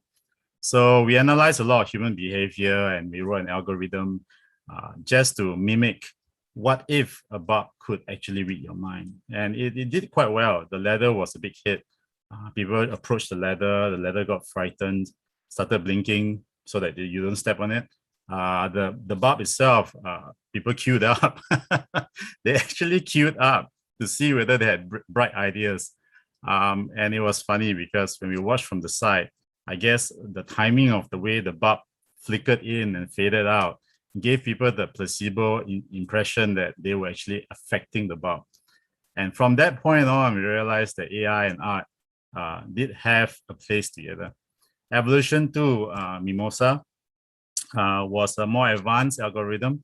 It is a single action reaction, again, AI. I akin it to a little bit of machine learning, a little bit of AI. It's like a very smart earthworm, I wouldn't say it's that intelligent, but it's earthworm-like. We went to the vendor and the vendor said they could provide us lights and stuff, but we realized the lights provided by the vendors only had fixed sequences and we had higher standards, right? We had really high standards. We said, no, we got to build our own LED drivers. So we went back to the drawing board, redesigned how to push LED technology, and we invented a LED driver that allows us to program emotions into lights. Yeah. So let's talk a bit more about that. Again, the Mimosa effect has a few levels. The first level is to give the impression that the lights are never sequenced. I took a bit of a page from game development. I used to do adventure games in the past, back in the early 90s. And there was something called a branching narrative system. So instead of a narrative system for words, like you go up to an NPC and you have a conversation, a dialogue, I used the same principles, and instead of a dialogue, it's a lighted dialogue. The trees talk to the people through light. We observe a lot of people interacting with the lights, and we created a lot of algorithms, a lot of dialogues. We even created call to action light sequences, which Darryl emphasized that if there's nobody in front of the lights, they will kind of call to action, right? You'll literally flicker a bit, like possessed trees. You look at the eye, you turn your eye to the right, it stops blinking. And we timed it right so that people felt that the lights were living creatures. All random lighted sequences don't repeat. So I had an algorithm where it goes through a list and array, so that if a light sequence was used, I will exhaust that option. And once all options are exhausted, then it will go back to its initial random sequence again. I also program in priority sequences. For example, if a sensor is triggered or any of the sensors are triggered, a priority lighting system will take over. We also set a few achievements, game-like achievements in the AI as well. X number of visitors, you unlock new sequences, new lights, new patterns. After a while, I ran out of ideas to kind of sequence patterns, because the pattern sequences will involve blinking, fading, and being full blast lighted up. We only had a limited range of 3 behaviors to make lights more human. So I wrote a small little self-generating module that generates sequences on the fly. As and when we run out of ideas from the what you call functions, this random generator will take over and generate brand new sequences for us. This was a revelation because now the lighted sequences, we have no control over it. The tree takes over. And I thought that was nice because having something surprising to me, a pattern that I've not seen before, not programmed by me, gives that impression that the tree is somewhat alive as well. We gave it a little bit of memory, enough for it to be socially relevant. For example, it will try to run through a sequence of reactions and hoping that someone would capture their attention and go to the tree. When someone stands in front of the tree, he will kind of lock in his memory that sequence worked, and he will start to use the sequence more often. This generates a really weird behavior, because at the end of the day, you're going to see trees that are shy, that don't light up, and trees that are very social. They'll keep blinking because they want to capture your attention. And this doesn't go, it's not the same for all trees. All of them would end up with different behaviors. However, this memory, we reset every day. So every morning they are reborn, right? They are reborn and they are given a chance to come out with new behaviors again. That was always quite interesting. We use reinforcement learning in AI, so that we give them a little bit of reward through ones and zeros if they get someone's attention, and that's how they kind of learn what works and what doesn't work for that particular time of day, or maybe that day of the week. The hardwares we use are quite straightforward. We use simple sensors like ultrasound, LiDAR sensors, which gives us a little bit more of a range. But what's unique is you put the sensors at feet level, because in the Pixd world or physical world, if you don't see a sensor, it's magic, right? So we put it at the feet level. So most people will not see the sensors hitting their feet. And we're scanning maybe like, I would say 6 cms off the ground. So there'll be ultrasonic sensors bouncing around. So that's how we managed to do it. Now the trees also can communicate with each other. So we were writing an advanced script to allow all the trees to kind of send information. Like for example, tree may go like, oh, Mimosa 6 worked so well today. They gossip among each other.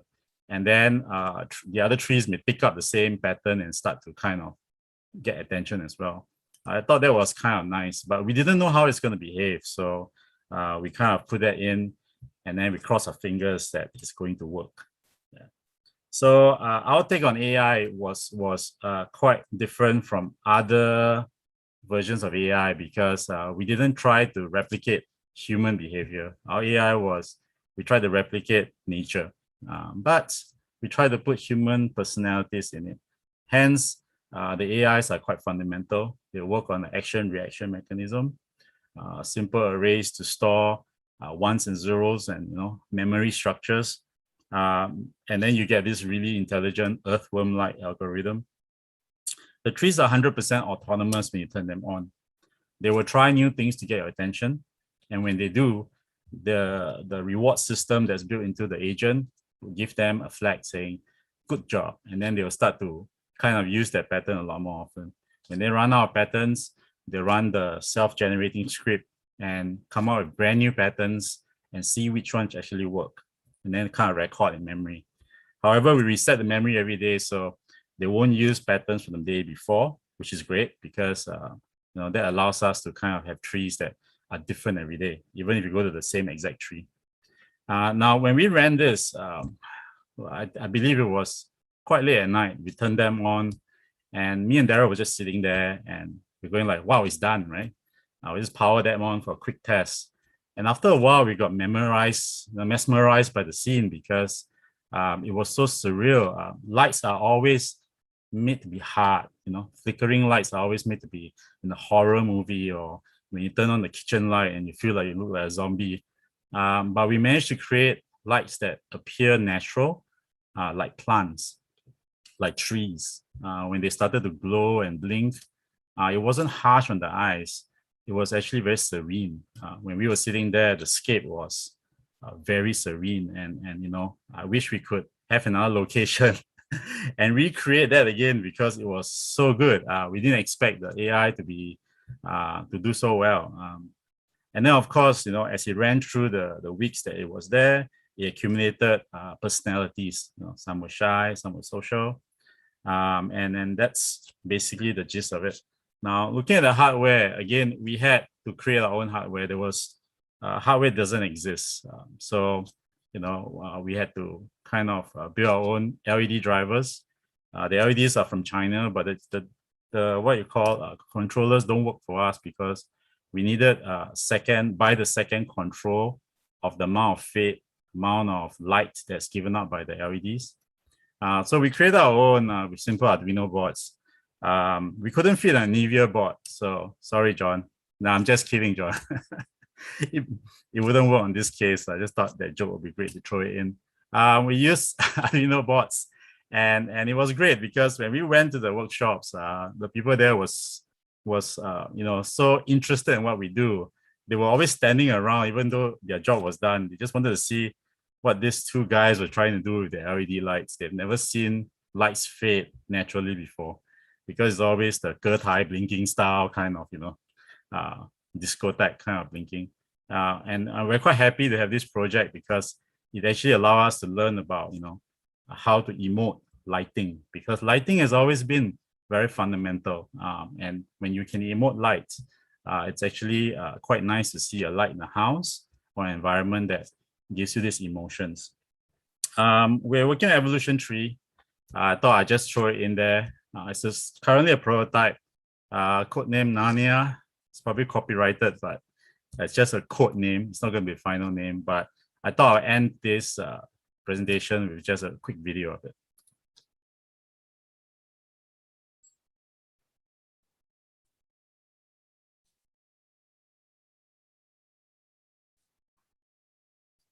Yep. So full circle from a single LED and bulb, we went the route of crafting behaviors, and then we end up with simplicity again, with just a single strip of light. Well, it looks simple deceptively, but it has full cloud capabilities and APIs to connect to Alexa as well as Google Home Hub. Yeah, so that's something we're working on our horizon as well. Thank you, Adrian and Gerald. Okay, So no it's problem. like Timbosia by this tool is a reflection on sustainability, which is all about what it means to move through time.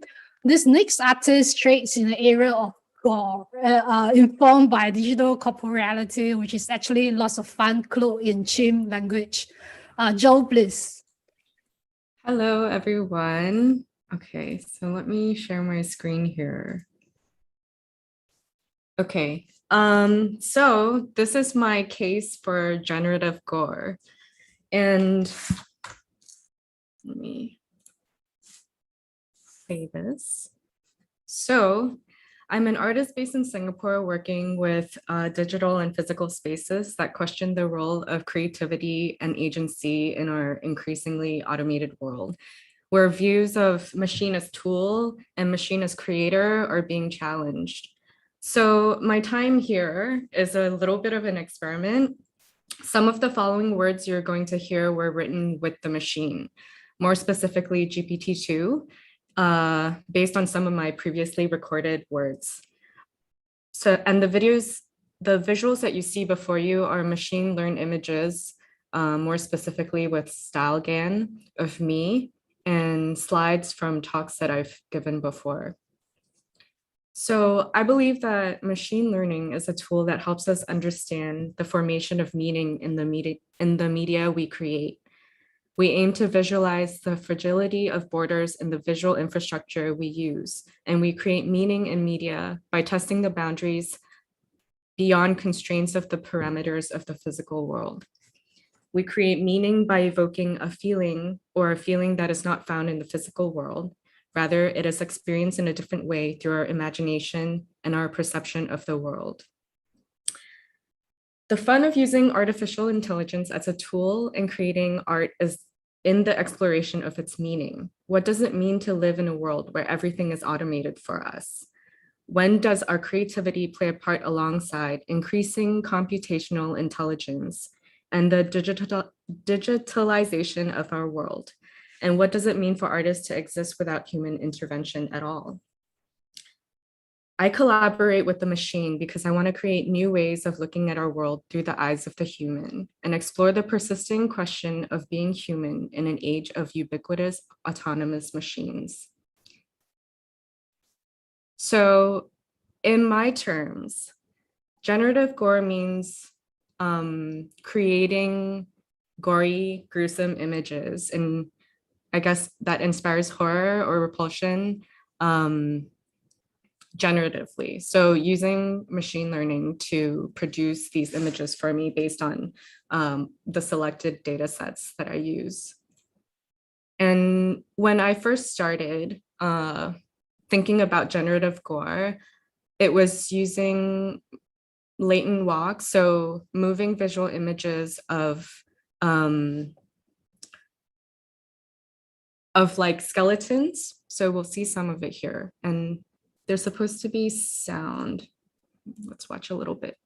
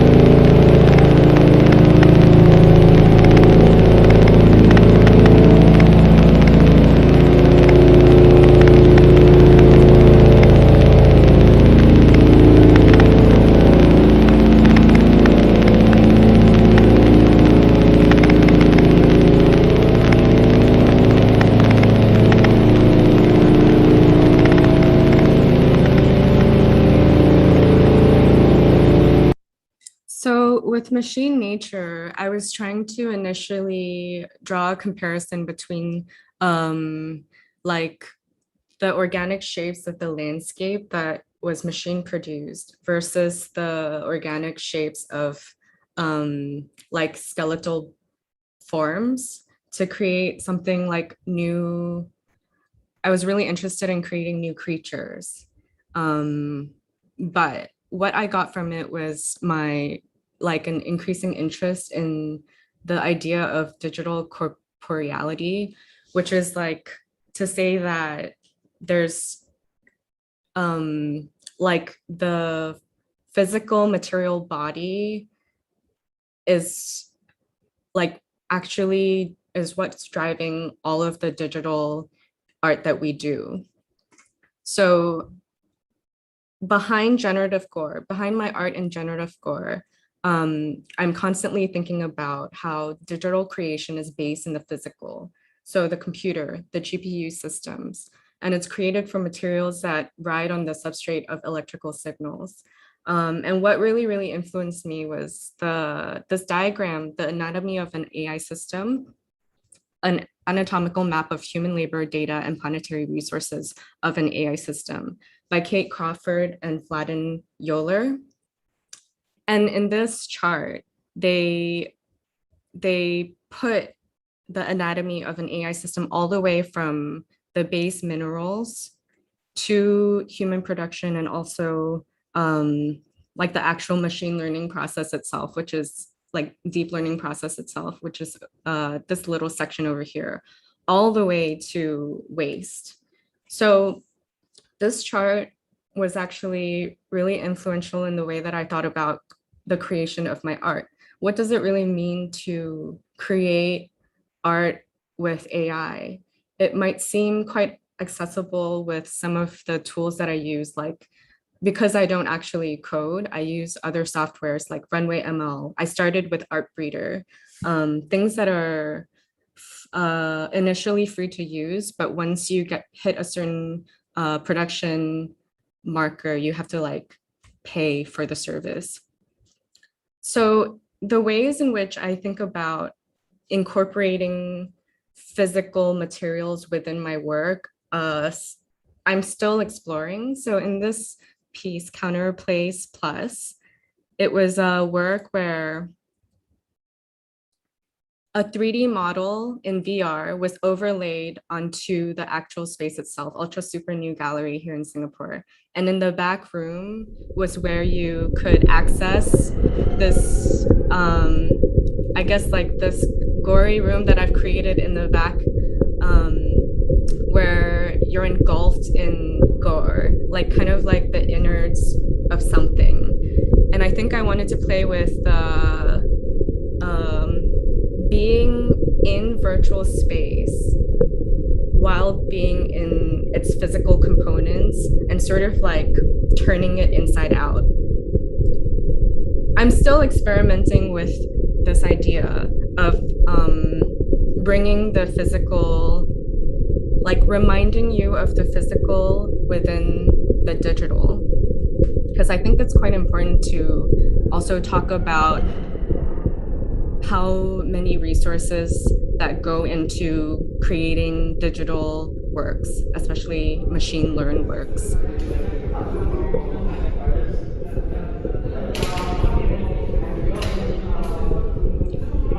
So this is what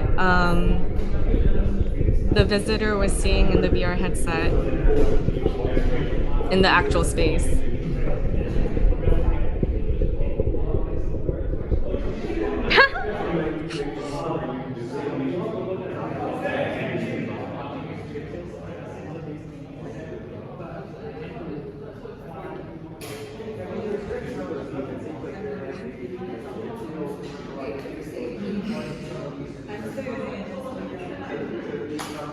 In the VR world, there was actually a model chair that was that existed in real life as well, in the physical space.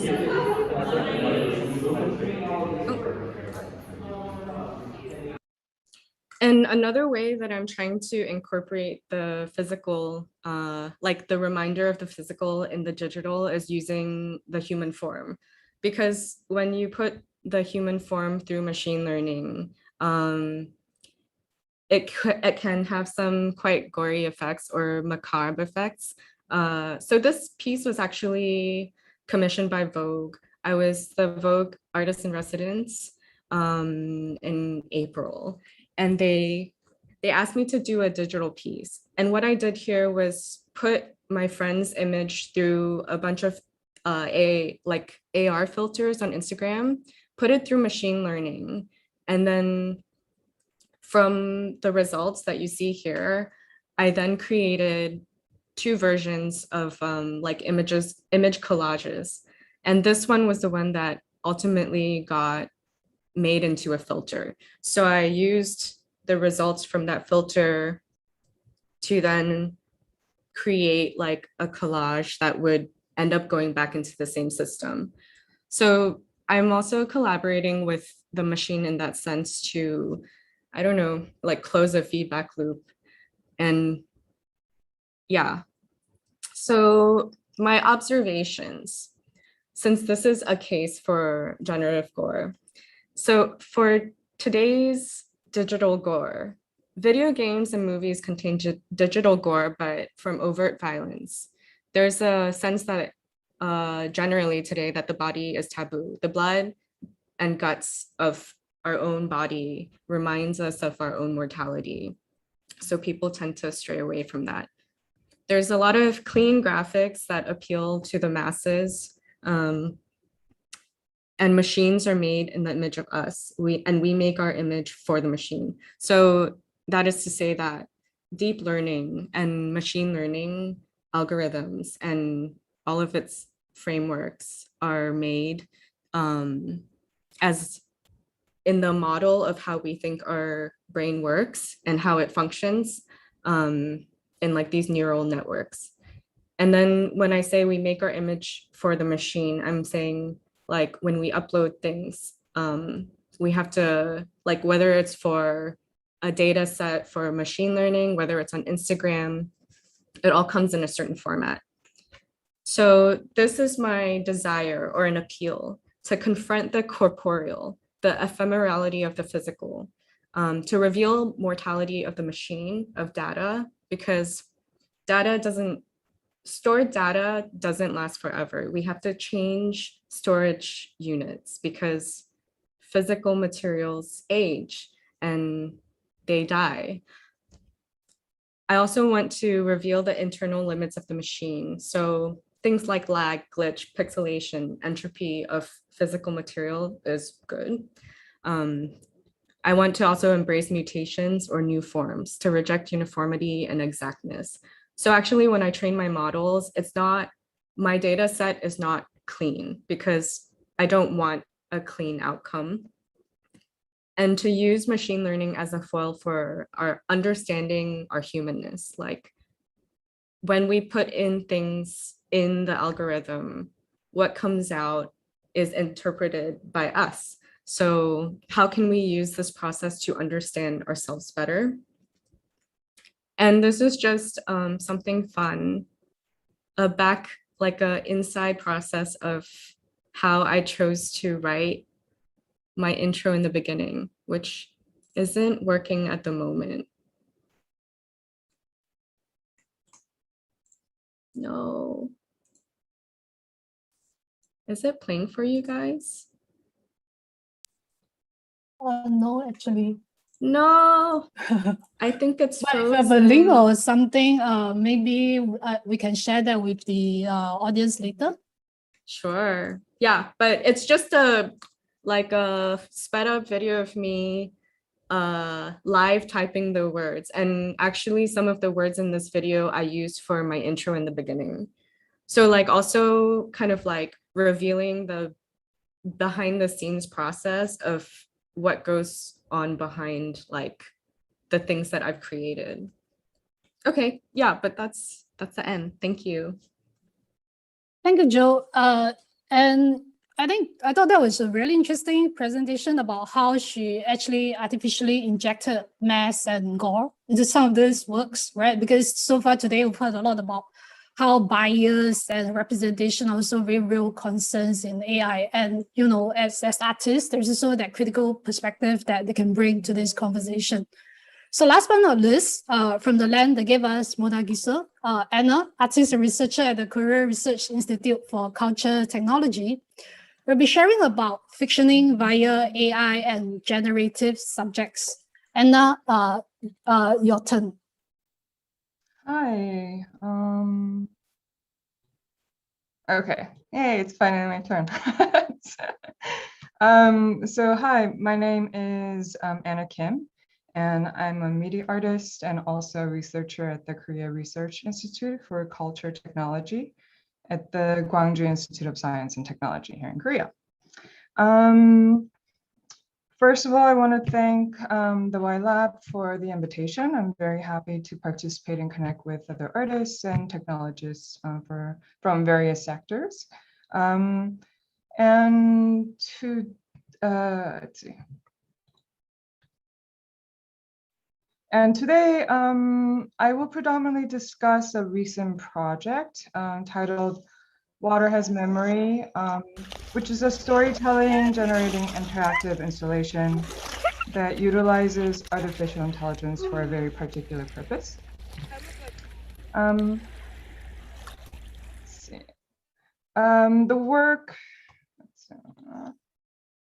The work is currently being exhibited at the MoCA Busan in Korea at an exhibition titled Sustainable Museum, Art and Movement, which questions the sustainability of museum practices, not only by the curated content, but also through exploring innovative exhibition practices, such as not using any dry walls, for instance, which usually leads to production of large amount of waste at the end of the exhibition, right? So in essence, the project Water Has Memory points to the problem of microplastics. So I will talk a little bit about it. The global plastic production has grown exponentially over the last few decades. Some scholars even suggest to identify plastic as a distinguishing factor for our era. So perhaps we're living in the plastic age or Plasticine, etc. And because of this incredible amount of production, we see a huge effect on the marine environment because, as we all know, our planet is called a blue planet because roughly 71% of its surface is covered with water, right? So, and to look at the figure a little bit more closely, in 2019 alone, 368 million metric tons of plastic was produced, and it's estimated that up to 14 million tons, metric tons, are leaked into the ocean every year. Right? And what's really alarming is that this trend is bound to get worse because the projected estimated growth of the global plastic market size is from $568.9 billion in 2000 alone to $722.6 billion in 2027. So we can see, we can expect for the graph that I showed you earlier to continue its very steep climb. Right? And the issue is intensely complex with large corporate interests of petroleum industries involved because over 90% of plastic is derived from fossil fuel. Right. So with a lot of, I think, climate change related issues, we often feel almost really powerless faced with this impending doom and unable to enact or be sovereign subjects, right? So when we identify ourselves as mere cog in a wheel or system, we are especially susceptible to emotional anxiety and depression, and perhaps it is accentuated today, brought on by the dramatic impact of the pandemic, right? So then the question asked was, how can we escape this kind of existential paralysis we feel from the crushing weight of such grave and complex issue? And how can we address this through artistic engagement? Right. Humans, as well as you could argue most living organisms, are creatures of habit and routine. So our self-conception is often fixed within the limited scopes of our daily subjectification. Right? So we thought that maybe we could utilize AI's generative ability to disrupt this. So we devised an interactive art installation that engages the audience with the issue of microplastics through storytelling generating with the usage of natural language-based AI. So this is a diagram of how the interaction cycles through. You have the audience or the subject that provides the input data for the AI platform, which in turn generates a fictional narrative, reconfiguring the subject by assigning a fictionalized identity, which then has the potential to feed back onto the real. More specifically, this is how the piece Water Has Memory works. So there is a camera setup and an instructional video informs the audience to strike a pose in front of the camera. And the image capture then is inputted into a residual network that produces a caption describing the image or the subject. Of course, this brought on issues with AI biases, but we could embrace a certain extent of that for our purpose. But I think we can talk about AI biases more in the panel discussion, perhaps. And anyway, this description is then fed into another deep learning model, GPT-3, which produces human-like text and composes a short science fiction story, turning the audience into a protagonist who solves the problem of marine microplastics in the year 2050. The audience is assigned the persona of Suhyun, which means enlightened water, which acts kind of like an Indian name. And once the AI constructs a story, the story is then told by a virtual character, Yongsim Buin, which means dragon goddess in Korean, who resides inside the virtual environment. And the reason why it's the dragon goddess, why the dragon goddess is the storyteller is because according to East Asian folklore, dragons are, or dragons in any manifested forms, are animistic deities that preside over the element of water. So we wanted to incorporate like a mythic cultural component to the storytelling narrative. So these are some traditional imageries of the dragon goddess. And let's see. And this is a sample of the text generated. Of course, we have manipulated the outcome to a certain direction, but there was always like a surprise factor because you never really know what you're going to get. And I think as some of the previous speakers mentioned, I think that's one of the most interesting aspects of utilizing AI for an artistic process or artistic output because of this kind of surprise factor, right? So in this particular output, the story talks about Suhyun, the protagonist, who essentially clones an ancient jellyfish species whose tentacles are capable of absorbing pollution and purify it in this kind of like magical way. And we intentionally wanted the stories to be quite fantastical in order to emphasize the kind of imaginary function of fictioning. And here I'm borrowing the notion of fictioning from the scholar Simon O'Sullivan, who speaks on the topic extensively. He says fictioning in art is an open-ended experimental practice that involves performing, diagramming, or assembling to create or anticipate new modes of existence, concomitant disruption of the more dominant fiction of the self. So we were really interested in creating artificial identities, in a way, artificial subjects, providing narratives for the audience. Right? So through somewhat arbitrary dynamics, Waterhead's Memory as an interactive media art piece engages the audience, subject, or citizen, right, in a process of fictioning that opens up the potential for generative subjectification. And now I will show you a clip of the virtual space.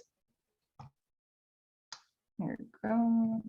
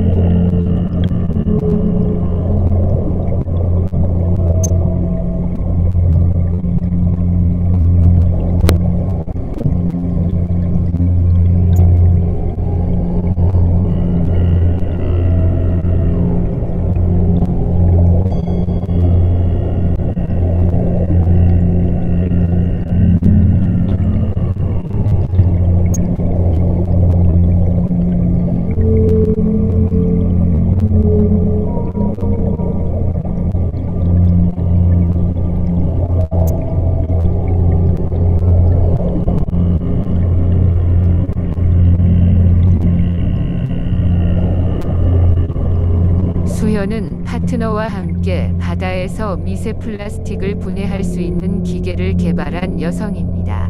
수현이와 그녀의 파트너는 수년 동안 이 프로젝트를 진행해왔으며 시제품 제작에 거의 근접해 있습니다. 유일한 문제는 그들이 프로젝트를 완성하기 위해 자금이 필요하다는 것입니다. 그들은 그들의 생각이 너무 억지스럽고 어떠한 과학적 자격 증명도 가지고 있지 않기 때문에 모든 주요 기금 기관들에 의해 거절되었습니다. 수연의 파트너는 그들의 발명품을 완성할 수 있습니다는 희망을 포기했지만 수연은 만약 그녀가 그들의 아이디어를 들을 누군가에게 한 번만 더 제시할 수 있습니다면 그것이 효과가 있을 것이라고 그들을 설득할 수 있을 것이라고 믿습니다. 수연의 기회는 그의 친구 중 한 명이 던진 파티에서 옛 친구 살림을 만날 때 찾아옵니다. 살림은 더 오션 클리닝이라는 투자 회사에서 일하는데 이 회사는 너무 억지스럽거나 너무 비싸서 다른 투자자들이 고려할 수 없는 펀딩 프로젝트를 전문으로 합니다. 살림은 수현과 그녀의 연구실에서 수현과 그녀의 파트너와 만나는 것을 동의하며 그곳에서 in this version is done in Korean because this is a clip from the piece that's being currently exhibited in Korea. So yes, let's see. So again, it's great to be here, although I'm not here. Right? I suppose we're all becoming accustomed to the more digital virtual existence. But anyways, I look forward to the panel discussion. Thanks. Thank you, Anna. So far, we've seen AI's immense applications for creativity made possible by GPUs across trees, gods, and dragons. And this wraps up our series of presentations to set the stage for our panel Q&A. To answer the audience questions and hopefully energize you for what you can do with AI.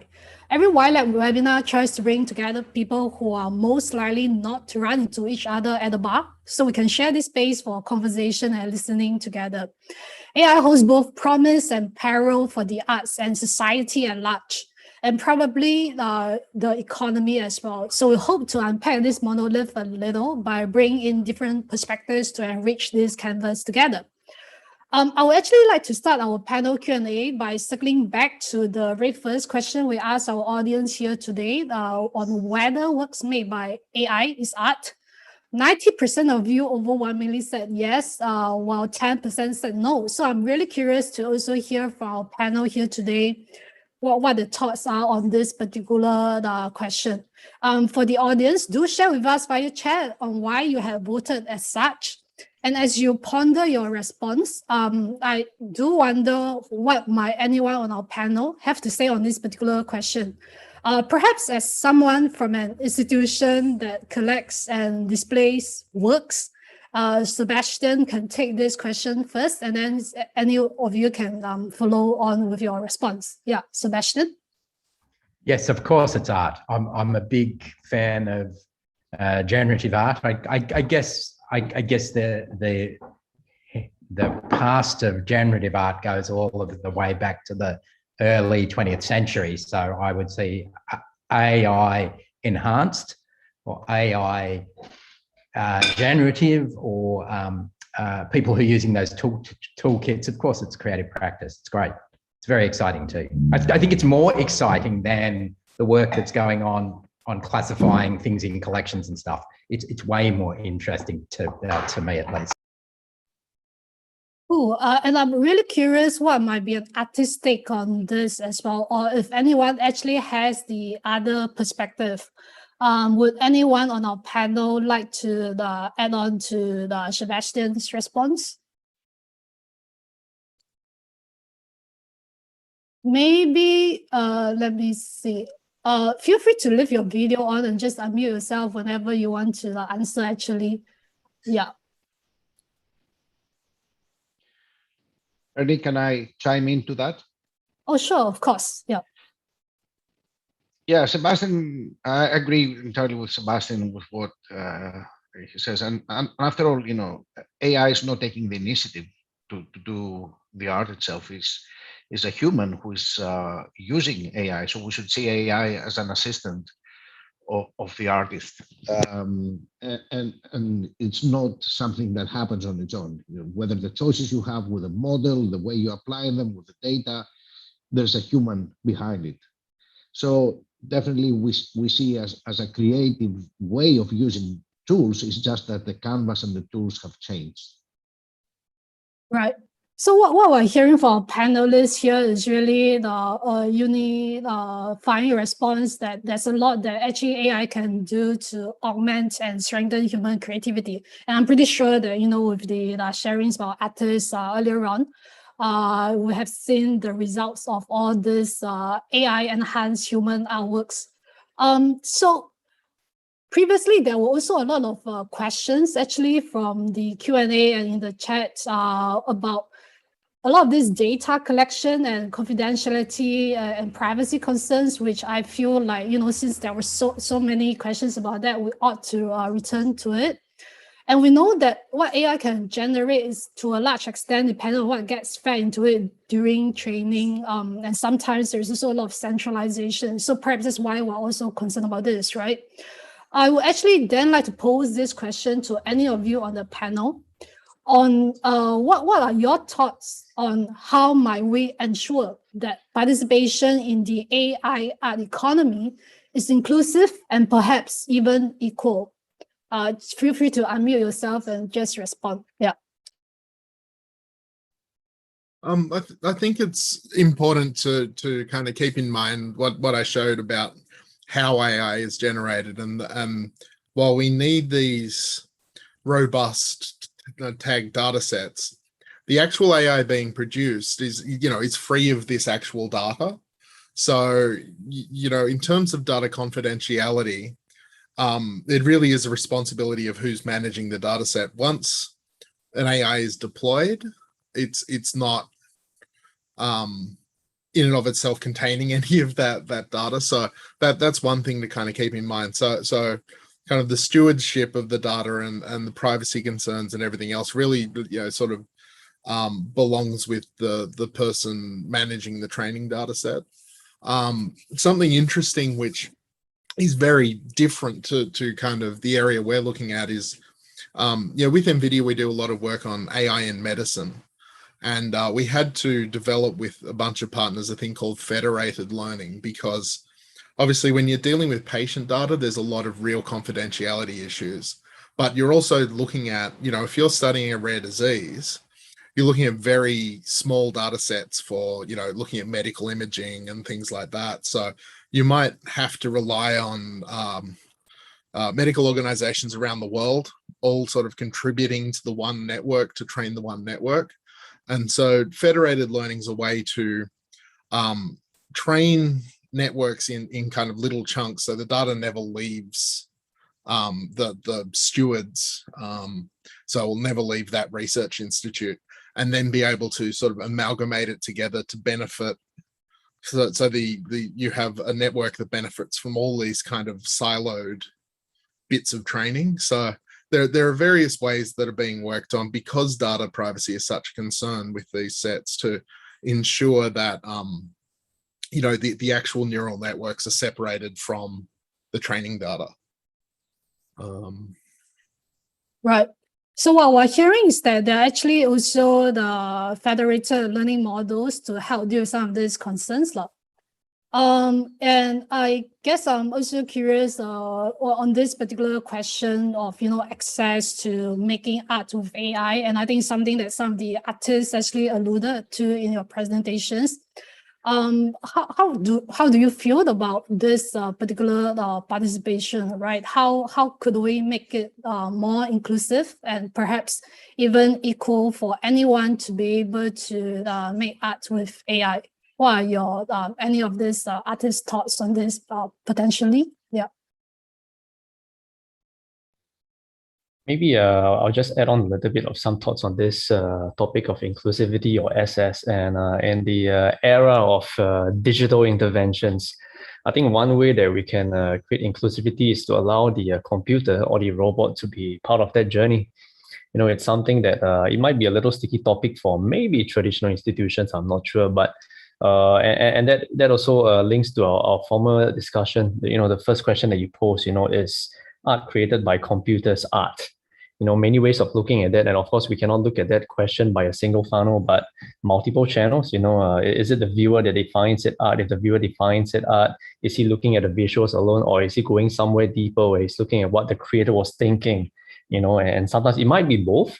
Okay, in this instance, where technology and AI, it's playing such a forefront role, especially in COVID. I think being inclusive is really helping ourselves to be open to see, what are the possibilities that this new inclusion can bring to the table that we wouldn't otherwise be able to benefit from. And I think because it's something new, it's something future pointing, it's something that we might not absolutely be able to pinpoint today, but I think it helps us to really just open up our world to new possibilities and definitions of art in the future. Right. Thank you for that total response. And I recall from Anna's presentation earlier, and that there was some audience comments about how cool it is that we are now able to automate, some of this storytelling with AI as well. And of course, we've seen it in John's presentations also. So I'm curious what our panel thinks about how might we, as a society, respond to a post-truth world in which deep fakes or even fake news can be produced at scale. Maybe any of you can, just take this away. Yeah. Yeah, maybe I can kind of chime in here. There are a lot of questions, which are great. So I've got a lot of answers running in my head. Generative art, computer control art is art because, like Daryl mentioned, art has meaning to the viewer. If a viewer feels that the art piece is meaningful, to them it's art. Not everybody likes the same piece, and the majority kind of decides what is art versus not art. So the creator often is not necessarily need to be human or computer program. It's usually the outcome. As for inclusiveness, I think it all boils down to the fact of no fear. I mean, if you if you feel that AI is accessible and easy to use, I mean, you don't have to dive deep. You can have a reason to use AI in an art form and kind of find your way, make it accessible to a lot of artists. I think being inclusive, that kind of helps. As for data security, I think if we separate identity and data, that'll be fine, because no one said the Chihuahua needs to have a name, right? It's just another Chihuahua, and we don't have to associate the identity of that Chihuahua with something. So if you're just analyzing a subset of AI data or data sets, the AI is independent of the data set, but the data set does not need to have information. It can have associate tags, which eventually you may want to map to a patient, but it's just an ID which has no meaning, because you're not analyzing the person's name, the person's race and stuff like that, unless it's a data set you kind of bring across. But identity is always unnecessary when it comes to AI. We don't really need that. Yeah. Sorry, I forgot the question you were asking again. Yeah, so thanks for the summary anyway. Yeah. Sorry, I forgot the last question you were asking. I had an answer for that. Yeah. Okay. Anyway, so for everyone's benefit, and it'll be great to also hear the other panelists' thoughts on this later as well. So the question was, since it's not possible to produce artworks and even deep fakes and fake news at scale with AI, right? How do you think how might we as a society respond to this post-truth world? Okay, so I got an answer for that. We have to accept it. I mean, we live in a world where privacy is a voluntary basis. I mean, our whole lives are on Facebook, right? We gave the data away. They didn't force us with a gun. But we have to live with this kind of small little idiosyncrasies in the digital world. And I would say we have to accept what's coming. And being human is about being adaptable. We will adapt. If the weather gets too hot, we buy an aircon, right? If it gets too cold, we buy a heater. I mean, we are adaptable human beings. We just need to apply that from a data perspective. We adapt to giving data away, accepting that it's going to be used in some way. Unless it's used in a really bad way, of course, we can't avoid it, but that will be another discussion altogether. But I think we have to accept the fact that deep fakes will exist. Hence, checking your sources would be a really good point. But I don't deny the fact that having that technology is good, because now, we can produce movies without having the actor being there. And I think that's fantastic. It's progress, but there's a dark side. You can deep fake important information and people might fall for it. As long as we're educated, I think it'll be fine. But we have to accept that technology progresses that way. We can't stop it. It's good for society, but we need to be educated to move with the technology. Right. I can just add a little bit on that, whatever Adrian mentioned as well. Sorry, I'm chiming in again, just out of nowhere. Sure. I think there are two schools of thoughts and institutions that teach art. One, of course, you appreciate the eventual outcome, the product that we're looking at today. And of course, apart from that, we want to go deeper and understand the process of making, whatever the artist did, be it screaming at the painting, mixing certain crystals, whatever. And of course, the panelists that you have assembled today, we are all in some ways biased towards tech. So of course, we are appreciating a new kind of process that generates art in a different way that goes against, of course, the history of art, where it has to come from the fingertips of an artist.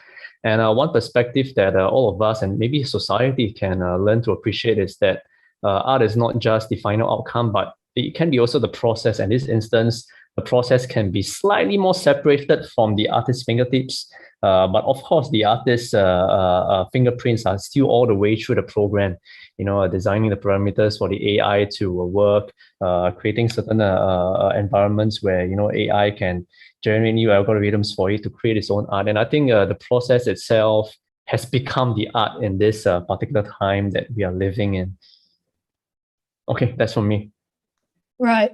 So what we're really hearing is that actually there's a lot of human work involved when it comes to the AI and art as well. Whether it's in the artist imprint in making some of these works with machines, or even when it comes to tagging works. So my next question, based on some of the questions that were raised. Can I chime in? Yeah. Can I chime into that as well? before we move on, because this is a great topic, and I think we covered some big things about who's responsible for that, and what do we do as consumers of the information that we receive. So the first one is responsibility is something we have to weave in. The technology is neutral. The technology doesn't care about how it's being applied. It's as humans we define whether the technology is applied in a positive way or in a negative way. As Microsoft, we have done a lot of work on defining a responsible AI framework. Not everything might be applicable with art, but ultimately we are responsible. If, for example, the art that is being generated from AI provides some insulting messages, you cannot say the technology is responsible for that. It's the human who has to design it. And I think we have to take these issues into consideration. Now, the second element about when we talk about the inclusivity, I think John nailed it. It starts with data. If your data is biased, so will be the output of the data. That's a very clear message. You have to think about the data. The third element, how do we respond and how do we understand about deep fakes and how do we treat that and what's the best way around it? We have to appreciate that now the realm of fakes expands from text and from websites and trolls and messages to include images and videos. But the recipe is the same. It's us humans who have to be critical on what we receive, on the information we receive. We have to be able to distinguish between opinions and facts. Ultimately, this depends on the quality of the education, on how do we develop critical thinking skills where we judge the information we receive and we just don't take it for granted because someone said it on the internet. The same now it will apply from to the images and the videos and the sounds that will be able to generate it through this AI technology. Right. So I'm hearing that the critical perspective of humans are really important when it comes to how we deal with all this data and works. And again, I think this was a question that was actually raised in the chat earlier about the nature of some of this data. And this is actually a question that I would like to pose to Sebastian, right? Because sometimes we, employ humans to tag works or engage in user-generated content. And how might we actually, as a public institution, navigate cases in which what people tag reflects inherent biases and perhaps even inequalities in society, as pointed out by Yaket in the chat earlier. Sebastian? Yeah, look, I think in response to that and also the earlier points, I think it is about, developing critical literacies around these technologies as they affect more and in fact all of our lives. Our education systems need to get better at teaching us how to be critical around this and build new types of literacy. But I think around specifically the biases in human submitted tags and things like that, that's been something that dates right back to the early days of user-generated content in museums in the early 2000s. There's been a lot of research and papers around that before AI and ML became involved in it with automated tagging. And I think it really comes down to similar to all the training data sets. It's about the volume. Once you have significant volumes, those biases either become very obvious or the edges get shaved off. But of course, on the other hand, what's interesting about art and about museum collections is actually the nuance. It is about the specific things. And I think part of what I was trying perhaps poorly to get at in what I was saying was in some ways when we have a data-centric view of museum collections, we lose what makes them human and what makes them interesting. The stories of those collections are never in the metadata, and they're actually told between visitors and objects, which is a different thing. On the flip side, the creative practices with AI, with generative narratives and things like that are a super exciting vector. Right. So on the note about the stories behind data, I would actually like to circle my next question to Kevin, who has been working with us to look at some of these subjective dimensions around data and art. Right. So Kevin, what are perhaps your thoughts on how we can make sure that the data sets used to train AI are fair and balanced? Yeah, I think over at TICTaC, what we were set out to do in the first place was to make TICTaC really inclusive in terms of how we incorporated like opinions and observations and interpretations from like different walks of life, right? So that was actually why we chose to put TICTaC onto a mobile phone in the first place, because now it's something that is fairly ubiquitous. Like you don't need a laptop to go in and do your tagging. You don't need, some like a really specific piece of hardware in order to do that. It's something that what hopefully increasingly also most people would have nowadays in the palm of their hands. So we've been working quite closely with like different social service organizations also, right, to onboard people who are disadvantaged, who have like special needs, and we've been seeing like really amazing like observations from them as well, like things that I wouldn't have thought of as well, and it's stuff that we don't exclude. So I think the question in the poll just now from I think both Kat as well as somebody else. So we're talking about like how potentially you might exclude some piece of information that or data point or piece of metadata that was just not agreeing with everybody else. But that to us isn't the point of it all, right? What's the point of excluding something just because nobody else pointed it out? That's really cutting out something that somebody might have brilliantly observed, and when it's something that we chose deliberately not to do when going through a lot of the metadata that we were getting from our project together. Yeah. Right. So far, it sounds like TICTaC is operating on a policy of no censorship. And the last question that I have, just to wrap our conversation for today, as we circle back into the sort of expression and works that we can make with AI after reviewing its applications and limitations when it comes to classifications. It's actually this question I have this question for Anna and Joe. So are you hopeful or fearful of what's possible with AI and why? So I guess I'll go first. I think it kind of relates back to what some of the other speakers were saying, like Alex and others. But I think technology to a certain extent is just a tool, right? And of course, technology affects us immensely, and it shapes our ways of being, I think, tremendously. But I think in terms of whether it's like essentially like good or bad, or it should be something like that's feared or etc.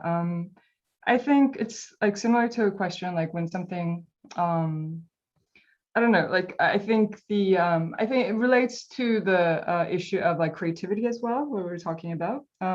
And when we look back in history, like when the camera was introduced, right, and people said that it will bring about the death of painting. We all know that art historically that has definitely not happened. And also like the introduction of internet. Maybe it began with like this messianic hope that it will like provide equal leverage for all communities, and we also know that that's not the case. So I think the kind of ultimatum, or like whether it's essentially good or bad, is maybe not such. I mean, we don't have to look at it from such a like black and white perspective, but rather we have to always, I think, engage in any issue critically. I think that's important. Developing a critical eye in not just being like this passive consumer end of things, but actively engaging and claiming our sovereign agency in any type of technology that's introduced to us. So that's it. Yeah, I agree. It's not the question of whether we're hopeful or fearful. I feel like there are many applications that, you know, we're exploring with AI, and we're not totally, it's so new that even like when I create my art with AI, I'm a little bit like conflicted also, because like it is a mode for me to work through maybe like the way that AI is being used to like process data and then produce data. But at the same time, I'm also very conscious of the fact that there's like lots of ethical implications that come with like the data set, like what kind of data set are you using? How much energy are you actually using by having like 10,000 steps in your learning process? And like, yeah, I'm also quite critical of the whole process. Like, I think that criticality is super important when people start to work with AI in their applications. Like, why are they using AI? Is there like, are they viewing it in a holistic way? Sorry, I'm like, it's quite I'm also trying to figure out my thoughts about using AI, and maybe that's also where some of the gore comes from, because it's quite a painful process, because it's like technology can help with many things, but at the same time there's also the dark side of technology, like a lot of biases, a lot of energy used. Yeah, so I think the best thing is to, I guess, know your intents, be aware of all of these like ethical I guess issues that come with handling data, and like handling data in a responsible way, and then also its products. Right.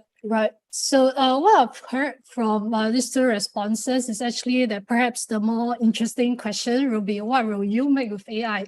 And I would like to actually urge our audience to stay tuned for future updates from YLab, as we will be following up this AI webinar with an exploratory workshop after this as well. So with that, thank you to all of our panelists for being here with us today. And we've come to the end of our panel Q&A. Today, we explore the art of AI by looking at it from both an institutional and individual lens, and discuss questions pertaining to how you can make things with AI, and what are some of the constraints and ethical concerns that we need to be mindful of, and so much more. So thank you all for sharing your views and time with us today, and to our audience. If you have been following this conversation and you are not a robot, please go to this link to complete our feedback form for us. It will take no more than 3 minutes of your time. Your comments, thoughts, and suggestions will really help to close off a Friday that is really, really awesome on the note of crescendo. So the survey link is at tinyurl.com/YLab AI feedback. And YLab will continue to cook up projects of various speakers to build awareness and interest around culture and technology, as you have seen today. In fact, details of our Foundry program and the upcoming AI workshop for people who are interested to prototype with us and other culture sector players, like what TTAC did, will be announced publicly in the weeks to come. So do join us on Discord and hang around to keep a watch out for these incoming announcements.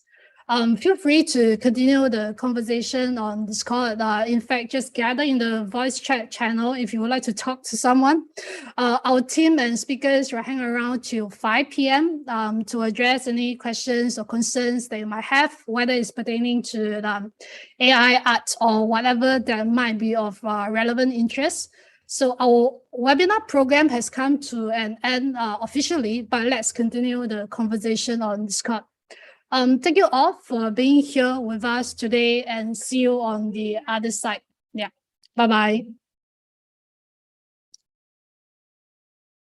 Enjoy your weekend, everyone.